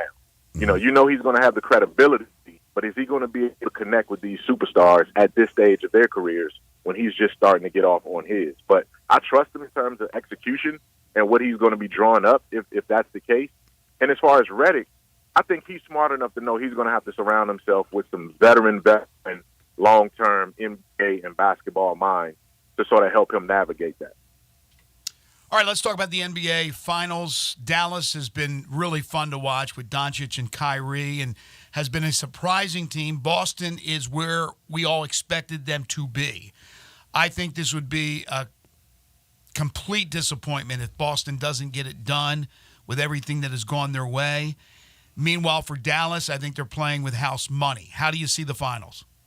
You basically, I totally agree with what you just said right there. You know, I do think Boston will go into this with a heavier burden. I think, especially if they drop one of the first two games, then they're going to be so scrutinized. They're going to see so much intensity, you know what I mean, in terms of are they going to choke this away. Now, having said that, I was in Boston earlier this season when the Grizzlies went up there and played, and Boston was coming off of, I think, maybe back-to-back home losses, right? Still had clearly the best record in the league. They had went like 20-0 to start off their home record or something like that. They lose 2 home games, and it seems like the sky was falling in Boston, right? It was almost like the narratives that should have been covering the Grizzlies were covering the Celtics at that point in terms of the season is falling apart, the injuries, can the coach get them back? And I was like, man, this team is still the best team in the league. So they're used to this level of scrutiny. I do think Dallas is so dangerous because they have closers, and if any of these games get into the last 4 minutes of the fourth quarter and they're relatively close, I think that edge favors Dallas because I think they can play loose and they know what they want to do, whereas I think the Celtics are still trying to figure out, do we go Tatum here? Do we go Brown here? How do we get the next shot? Is it going to be Derek White? You know, can we get the ball to Drew? It's so many uncertainties with Boston in that situation, whereas Dallas, you know, can you stop Luka or Kyrie coming down the stretch? It's going to be intriguing. And I do think it's evenly matched more so than I expected it, but I love everything going into this matchup. As somebody who's covered the league for many years and you've seen all the superstars and all that stuff, are you surprised by the way Kyrie has seemingly kind of just completely changed his image? I am surprised. I appreciate the maturity and the growth. It could be a little bit of con man in there. It could be a little bit of a snake oil salesman, and he knows why he needs to manipulate things the way he does at this stage of his career. But it still takes a very, very astute person and a skilled person to be able to flip the script like this. Because 4 years ago, this was a guy that it seemed like every controversy that was hitting society came right to his doorstep, and he couldn't turn down any opportunity to avoid sticking his foot in his mouth, right? So it was whether it was the vaccine shot, whether it was the bubble, and not, you know, being caged up in the bubble when everybody else, and he didn't want to be a part of that. Whether it was, you know, some of the social justice stuff, whether it was, you know, some of the anti-Semitism stuff that was going on. So, I mean, it was like Kyrie didn't turn down an opportunity to put himself in a bad spot. And having said that, he lost a mega shoe deal because of that. And he's paid the price. And I think now you're seeing a different, more mature person. And that's part of what, and it's reflected on the court as well, too. And I think that's where you judge Kyrie Irving is where he's doing. The results on the court are what's more impressive or equally as impressive as his results, you know, in the media scrums and what he's saying right now at the podiums. No doubt about it. And it seems like he's really enjoying playing with Luka. I just didn't think that would work. It has worked. It's pretty incredible. Michael Wallace is joining us. You can follow him on Twitter at MyMikeCheck, senior editor, contributor, and analyst for Grind City Media, joining us on the Sissy's Log Cabin guest lines. So the return of Kristaps Porzingis, which is expected, he hasn't played in about 6 weeks. How much of a factor? Oh, he is the factor. Like, I think he is the ultimate X factor that determines whether Boston will put this series away or whether, you know, they're going to be in a dogfight. You know, I was talking to some of the guys up in Boston who are seeing this team every day yesterday. And, you know, we had Boston Globe longtime NBA columnist Gary Washburn on our Grizzlies show yesterday. And, you know, he was telling us that, you know, Porzingis is probably going to be limited to about 20, 22 minutes a game. But when he's out there, they're going to run the offense differently. They're going to go back to the way they played more dynamically and wide open when he was there. And the fact of the matter is, Dallas has zero matchups for Kristaps Porzingis if he's anywhere near as effective as he can be. If he can be at 80% out there, then they just don't have an answer. It's just impossible. to guard someone who can step out to three-point line at 7'3" and has the reach. He's going to give him offensive rebounding opportunities. He's not going to be a back to the basket in the post guy, but he's going to have to draw out Lively, or Gafford. And when you're drawing those guys away from the rim, that's taking away their strength because they are offensive rebounders, defensive rebounders, shot blockers, athletes in the paint. But if you can't be in the paint, and if you're either one of those guys, then that negates everything else that Dallas is doing. They don't have any other rim protection after that. So it's going to be interesting. If he's right, Boston has the key to winning this thing in maybe 5 games. If he's not right, then I think Dallas has an opportunity to steal one of the first 2 and then put themselves in position to win it in 6. So you're over there at FedEx Forum, so just tell us now, who are the Grizzlies drafting? Hey, you know what? Proximity to FedEx Forum doesn't give me any more indication on what these guys are doing, right? Like the walls that go up around this time of year with the Grizzlies and so many other teams. You got some teams that want to be out there leaking stuff and want to be out there manipulating what's covered. But the Grizzlies just put this shield up around them, and they lock in with the guys that they want to lock in with. And then we find out, once the picks are made, and then we get the explanation of the whys and the hows. So I don't have any insight with that. And that's probably best because, it won't manipulate how I cover it, but it's just one of those things where I know what this team needs as far as I'm concerned. I know what I'm seeing in the NBA right now, particularly in the Western Conference. And it's one of those things where is that person in the draft? Perhaps. I do anticipate, and this is just me. It's not anything I've heard directly from 191 Bill, but I'm convinced that the Grizzlies are just as likely to move off of 9 than they are to stay at 9. I would say it's almost 50-50. I just think the kind of deals that they would have to make or are in potential of making will require either using the 9 as an asset to move back and get what they want, while also shedding maybe a roster position or 2, or if they want to move up, it's going to take, doing that is using the 9 as well, too, to isolate on the particular guy that they might absolutely love in this draft. So we'll see where it is. I think this draft is going to be different.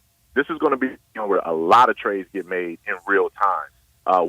Once maybe the second pick is made, I think it's going to be a lot of calls made from 3 all the way through the rest of the lottery from that point. We are on the same page. I think the Grizzlies are going to be one of the more intriguing teams to watch draft night, and I'm sure they're going to be patient seeing what is happening in front of them, depending on what's going on, could determine which way they move. I think you're right. I think there's a great chance that they can move off of 9 one way or the other.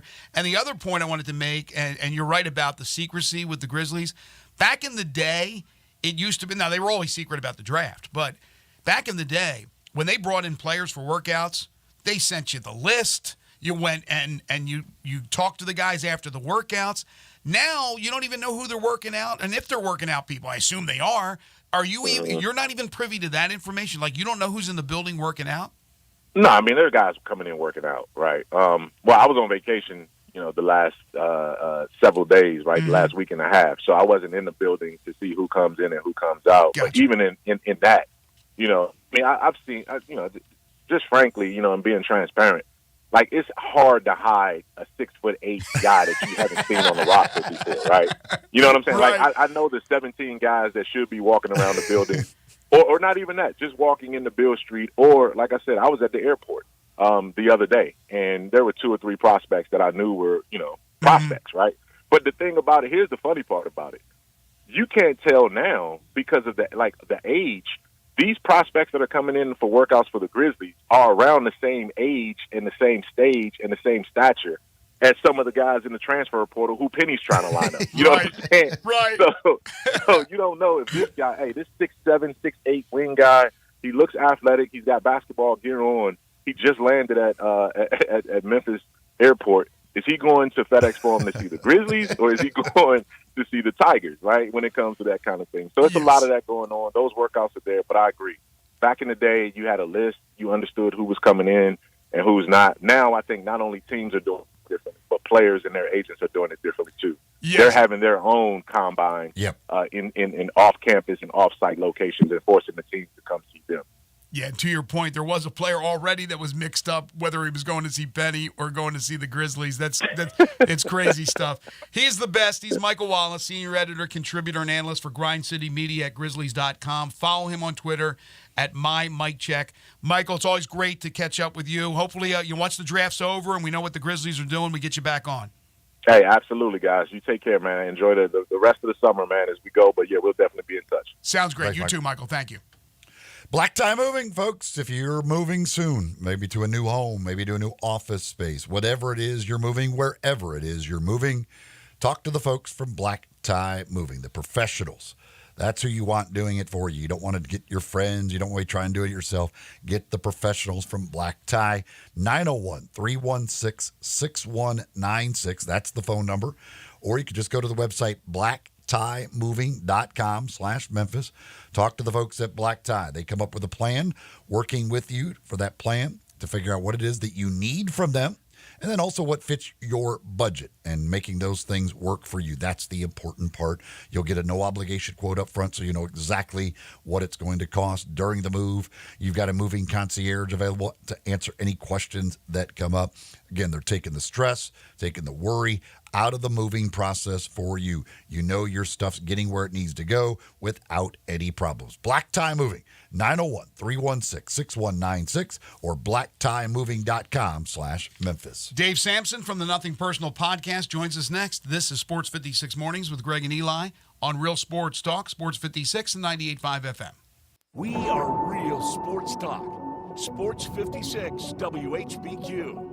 Available on your radio dial at 560 AM and 98.5 FM, as well as around the world online at sports56whbq.com. Take us with you everywhere by downloading the Sports 56 app. And at home, just say, Alexa, play Sports 56. Wherever you are, stay tuned in to Real Sports Talk. Sports 56 and 98.5 FM.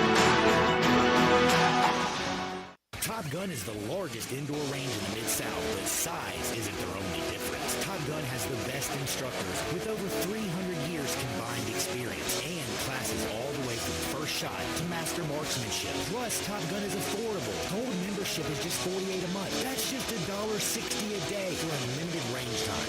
Free gun rentals with purchase of ammo and members lounge access. Top Gun 2770 Whitten Road and TopGunMemphis.com. Always shoot with the best. Top Gun Memphis. It's time to have a good time at Mugshots Grill and Bar in Olive Branch and Carterville. Come by for half-price happy hour 2 to 6 Monday through Friday with domestic drafts and $3 snacks. Then try one of Mugshots 19 specialty burgers, including the Mugshot Burger. Finish it in 12 minutes and it's free.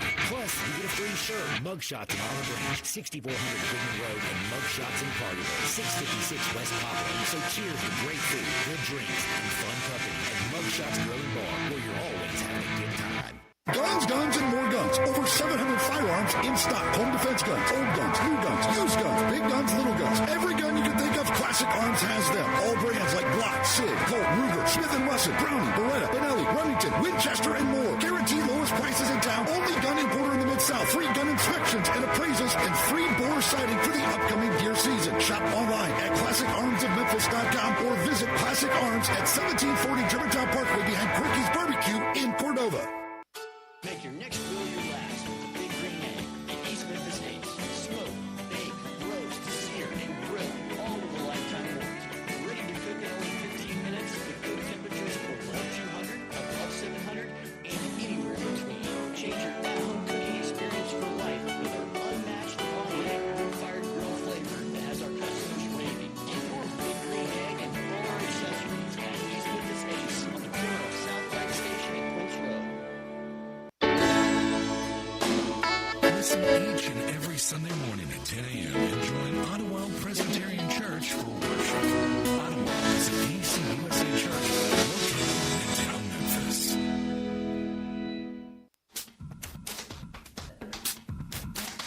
Now back to Sports 56 Mornings on Sports 56 and 98.5 FM. This hour brought to you by Jenkins Floors and More. Here once again are Greg Gaston and Eli Savoy.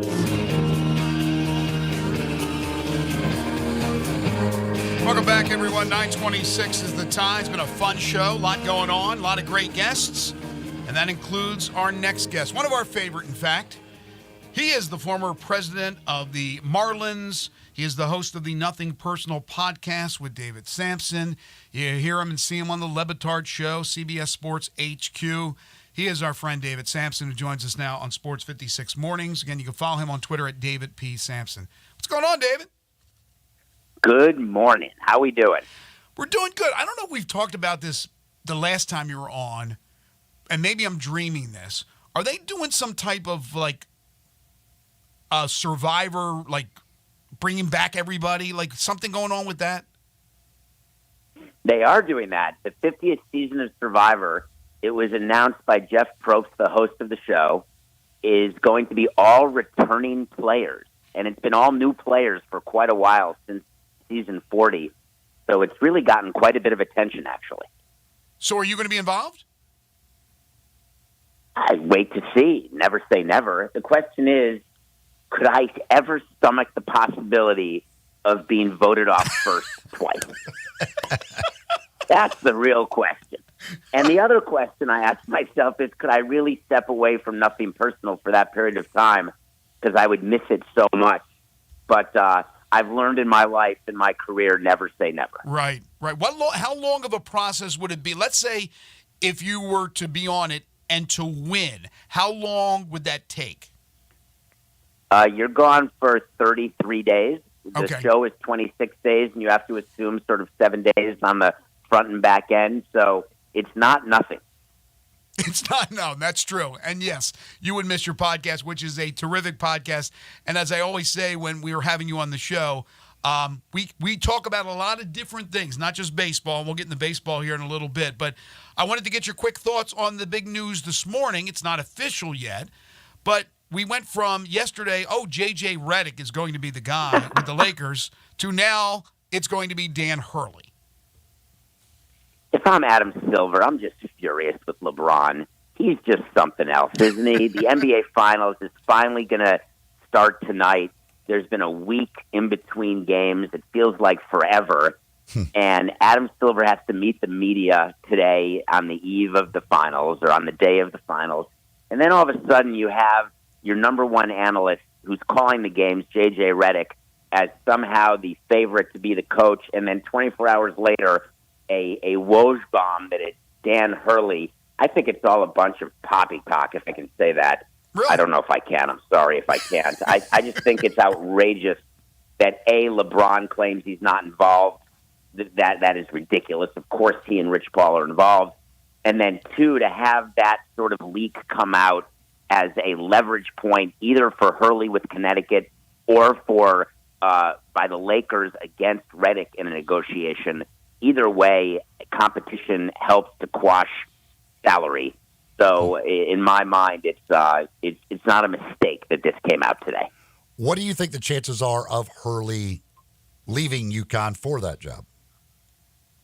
I think it's just a dollar sign. If he's offered, a guarantee of $100 million, he only makes it's funny to say that, let's say $5.5 million is the coach of Connecticut, and you're seeing NBA coaches paid much, much more. There was, Ty Lue just signed an extension, the big one. It started with Monty Williams when he moved over to Detroit and really made a big difference there. So you are seeing, coaches' salaries increase, and he would make more than 5.3. And by the way, it's Los Angeles, which is a little different than what I think is Storrs, Connecticut. Storrs, but I could be wrong. I think that's where it is. Mm-hmm. So I say it's a decent life change.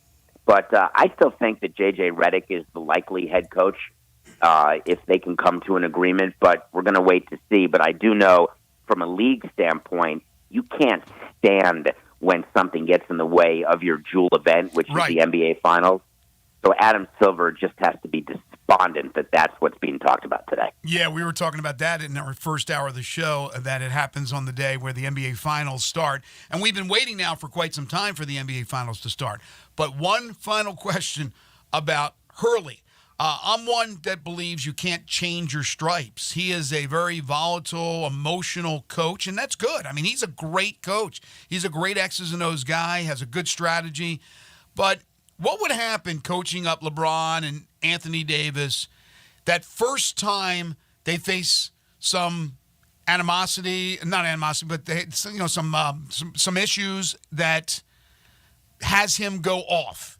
And if it's not directed toward the players, I'm sure that's fine. But somehow it's directed toward the players. Will it be an implosion? Can he tame himself a little bit from the way he normally coaches college players?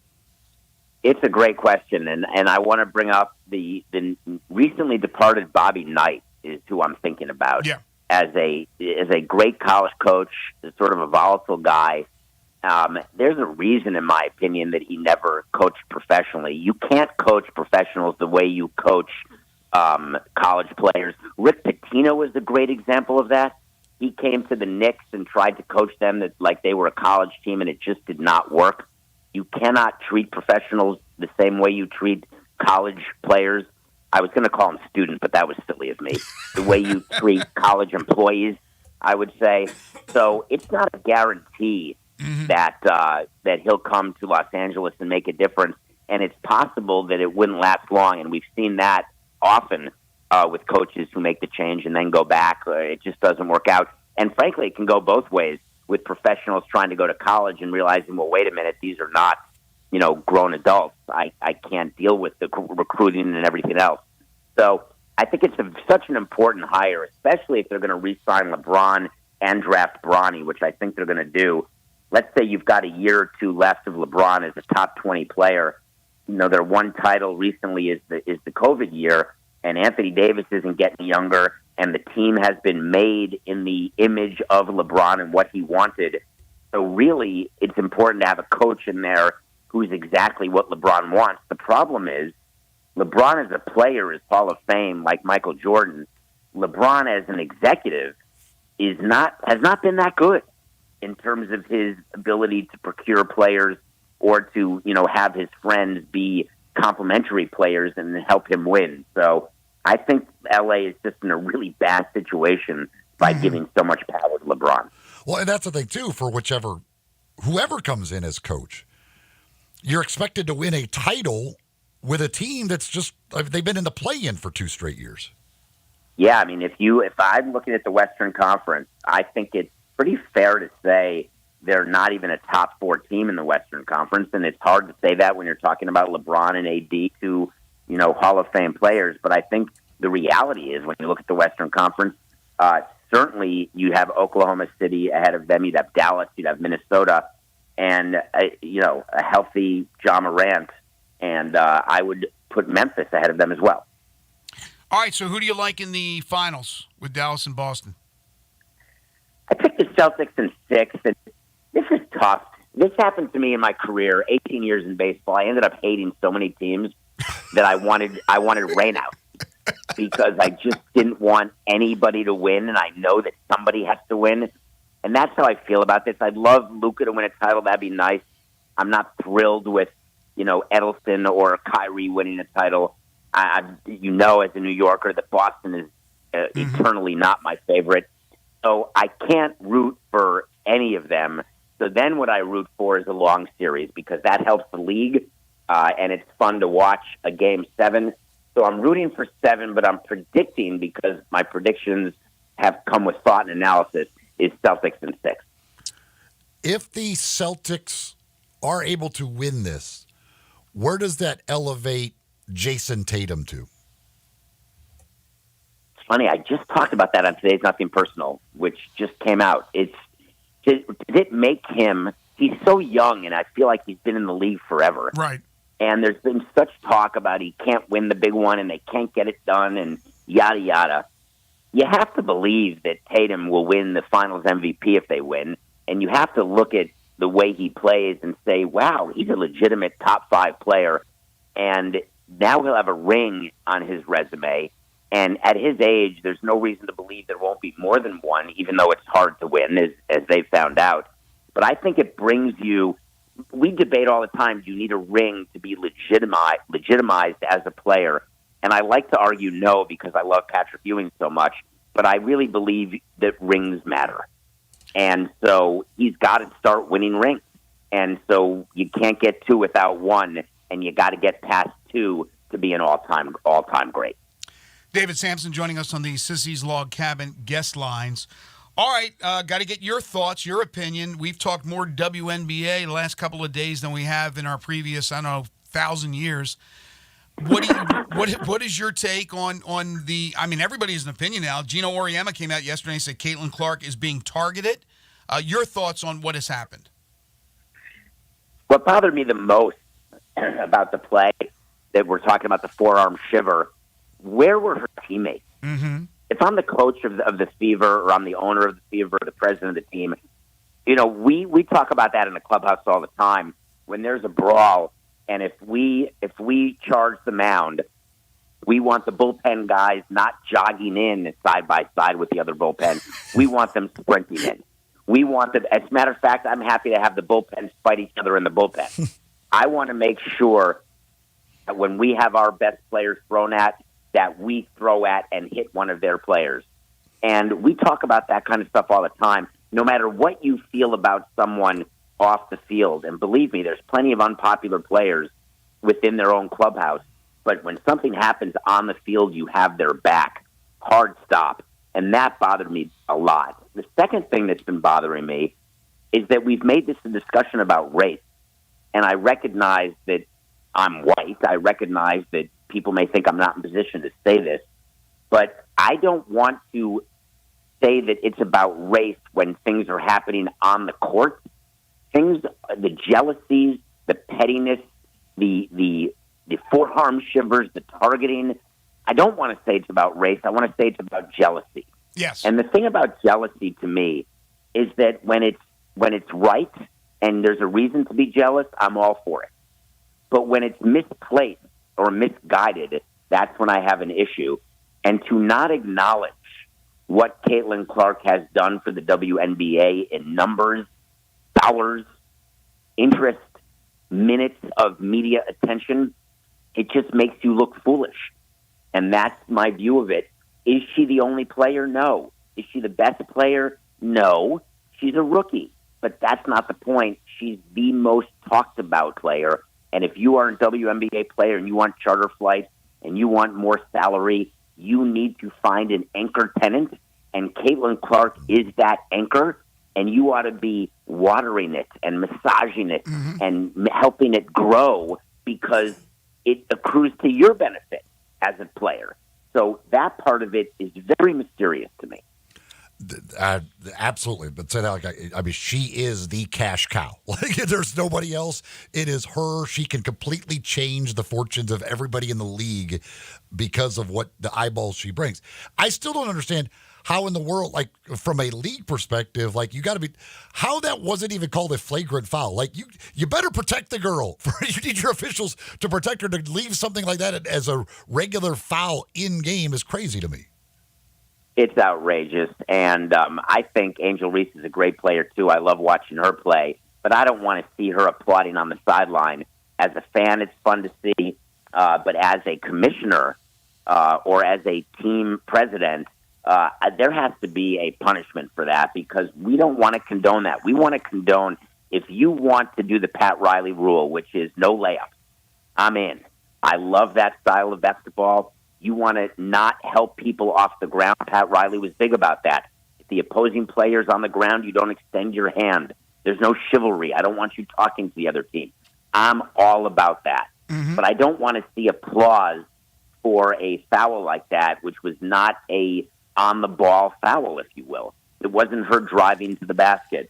So much about that play bothered me, and so much about the conversation. The WNBA has a problem right now in that it's almost being built on false advertising, meaning all the talking that we're all doing about it was supposed to be about the play, the quality of play, the amazingness of Caitlin Clark. Yet all the media talks about is what's going on sort of in the clubhouse and off the ball in terms of the jealousies and the targeting. And that is not, sponsors don't want that. They don't want to be associated with that. So they really need to change the narrative. It's not verbatim, but my gosh, it almost sounds like what exactly I've been saying for the last few days, David. I think we're all on the same page. All right, real quick before we let you go, again, we always appreciate your time. Couple things on baseball. Paul Skeens, unbelievable, rookie from LSU, firing, how many pitches did he have over 100 last night? 16. 16 over 100. As a president of a Major League Baseball team like you were, would you get involved with the coaches, the GM, about how you would handle Paul Skeens' pitch counts, things of that nature, because we've seen too many of these great pitchers blow out their arms? Oh, of course. Not just get involved. We're mapping it out. We have very clear rules of use and how we're going to use it, including pitch selection, where we'll talk about, how many breaking balls, how many fastballs, how we're going to call a game. Wow. We're watching all of that stuff because, it's great to have Paul Skeens. There's no question. But A, look where the Pirates are in the standings. Mm-hmm. And B, look at the number of pitchers who blow out. It is not natural. And you can look at Skeens' lower body and say, wow, he looks like a pitcher. He's built for this. It's not normal to throw 102. It's just no matter what your body type is. And there's only a certain number of pitches contained within a healthy ligamented arm. And so that's just a fact of life that the doctors will tell us. And so my problem, and this is why I knew I was ready to leave after 18 years, is instead of enjoying Paul Skeens and what an amazing rookie season he's having, as president of that team, I'd be watching every time he pitches, picturing him walking off the mound and hearing that he has, forearm inflammation or flexor tendonitis or all the things that you hear right before Tommy John. And that sort of takes the joy away, and that's when you know it's time to step away. But they got to be careful with him, no question about it, because they need him to be available during his pre-arbitration years to pitch and not be hurt, because that's the best chance for a low-revenue, low-payroll team is to have cheap players who are really, really good. And I thought all along you left baseball because of NIL and the transfer portal. My gosh, was I mistaken. Well, also, Jeter fired me, so there was that. All right, and then finally, Marcano from the Padres, banned for life for gambling. We had the whole deal with the interpreter and Shohei Ohtani. Are you concerned that there's a lot more of this? I'm actually thrilled that DraftKings and FanDuel are able to catch everybody now. I think that if you're a player, I would have met my team. I would have done a team meeting after the Marcano suspension, and I would have said, listen, gentlemen, they know everything you're doing. You can't be that stupid where you're willing to sacrifice your career because Marcano's done. He will never play another inning again, and I promise you he won't find a job for $740,000 a year again. And then the other players who got suspended for a year for betting $99. How stupid can you be? And I would take responsibility as a team president. Wow, I did not speak to my players enough to explain to them how serious the crime is, how serious baseball is about basically making sure it doesn't happen, and how easy it is for you to get caught now because of these legal gambling companies. So I just can't believe players could be that dumb. But now, given these recent suspensions, I would hope that these players would close their accounts and not bet baseball. He is David P. Sampson. He's got an unbelievable podcast you need to check out, the Nothing Personal Podcast. You can go to davidsampsonpodcast.com. Check him out on Le Batard and also CBS Sports HQ. Follow him on Twitter at David P. Sampson. My friend, thank you as always. Great stuff. You bring it every single time, and we love having you on. Thanks so much. Have a great day. We'll talk soon. You too. Prices continue to rise on seemingly everything out there. Interest rates are high, but right now at Genesis Diamonds, you can take advantage of an unbelievable deal. Like, how about 0 interest for 5 years on any purchase? That's right, 0 interest for 5 years on any purchase this month at Genesis Diamonds over at Poplar and Perkins Extended. Pick any item, pay 0 down, spread your payments out over 5 years. even the sales tag. It's an unbelievable deal they're offering right now. And this is on anything, including those pre-owned Rolex watches. All the diamonds, lab-grown diamonds, natural diamonds. Thinking about buying that engagement ring, great time to do it right now. 0 interest financing for 5 years with approved credit at Genesis Diamonds. Again, Poplar and Perkins Extended. Wedding bands, fashion necklaces, earrings, whatever it is. It's all available right now. 0 interest financing for 5 years. That's now through the end of the month. Genesis Diamonds, Poplar and Perkins Extended. One final segment to go. I got an interesting question that could arise if Dan Hurley does take the Lakers job. This is Sports 56 Mornings with Greg and Eli on Real Sports Talk, Sports 56 and 98.5 FM. Add a little fun to your lunch break. Join Johnny Radio for Sports 56 Happy Hour from 11 to 1 every weekday on Sports 56 and 98.5 FM. Locally owned and operated for over 40 years, Automatic Gates Construction tailors custom gate solutions for all your residential, commercial, and industrial needs, including repairs, maintenance, and installation. Automatic Gates Construction specializes in designing and installing automatic gates and fencing that seamlessly blends security, functionality, and aesthetic appeal.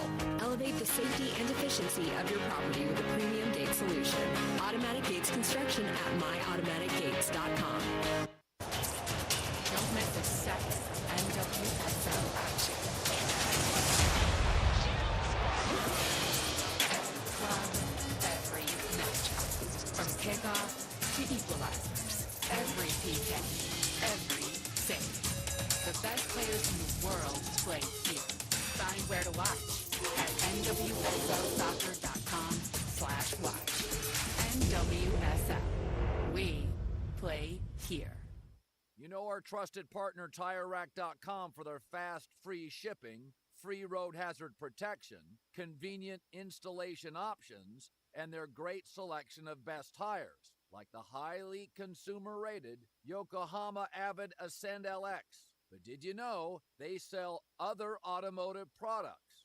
Wheels, brakes, suspension, just to name a few. Go to TireRack.com/Colin. TireRack.com, the way tire buying should be. East Memphis Ace Hardware is more than just a hardware store. It's really a customer service store with 20 employees along with complete inventory of items. Big to little, finding what you need is easy.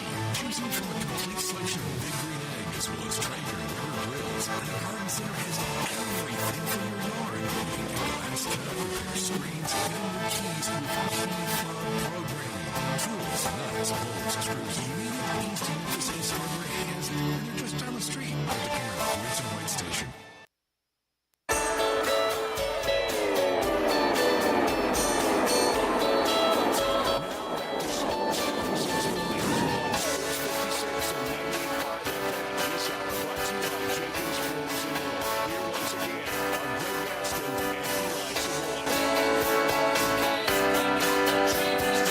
Welcome back, everyone. 9:50 is the time.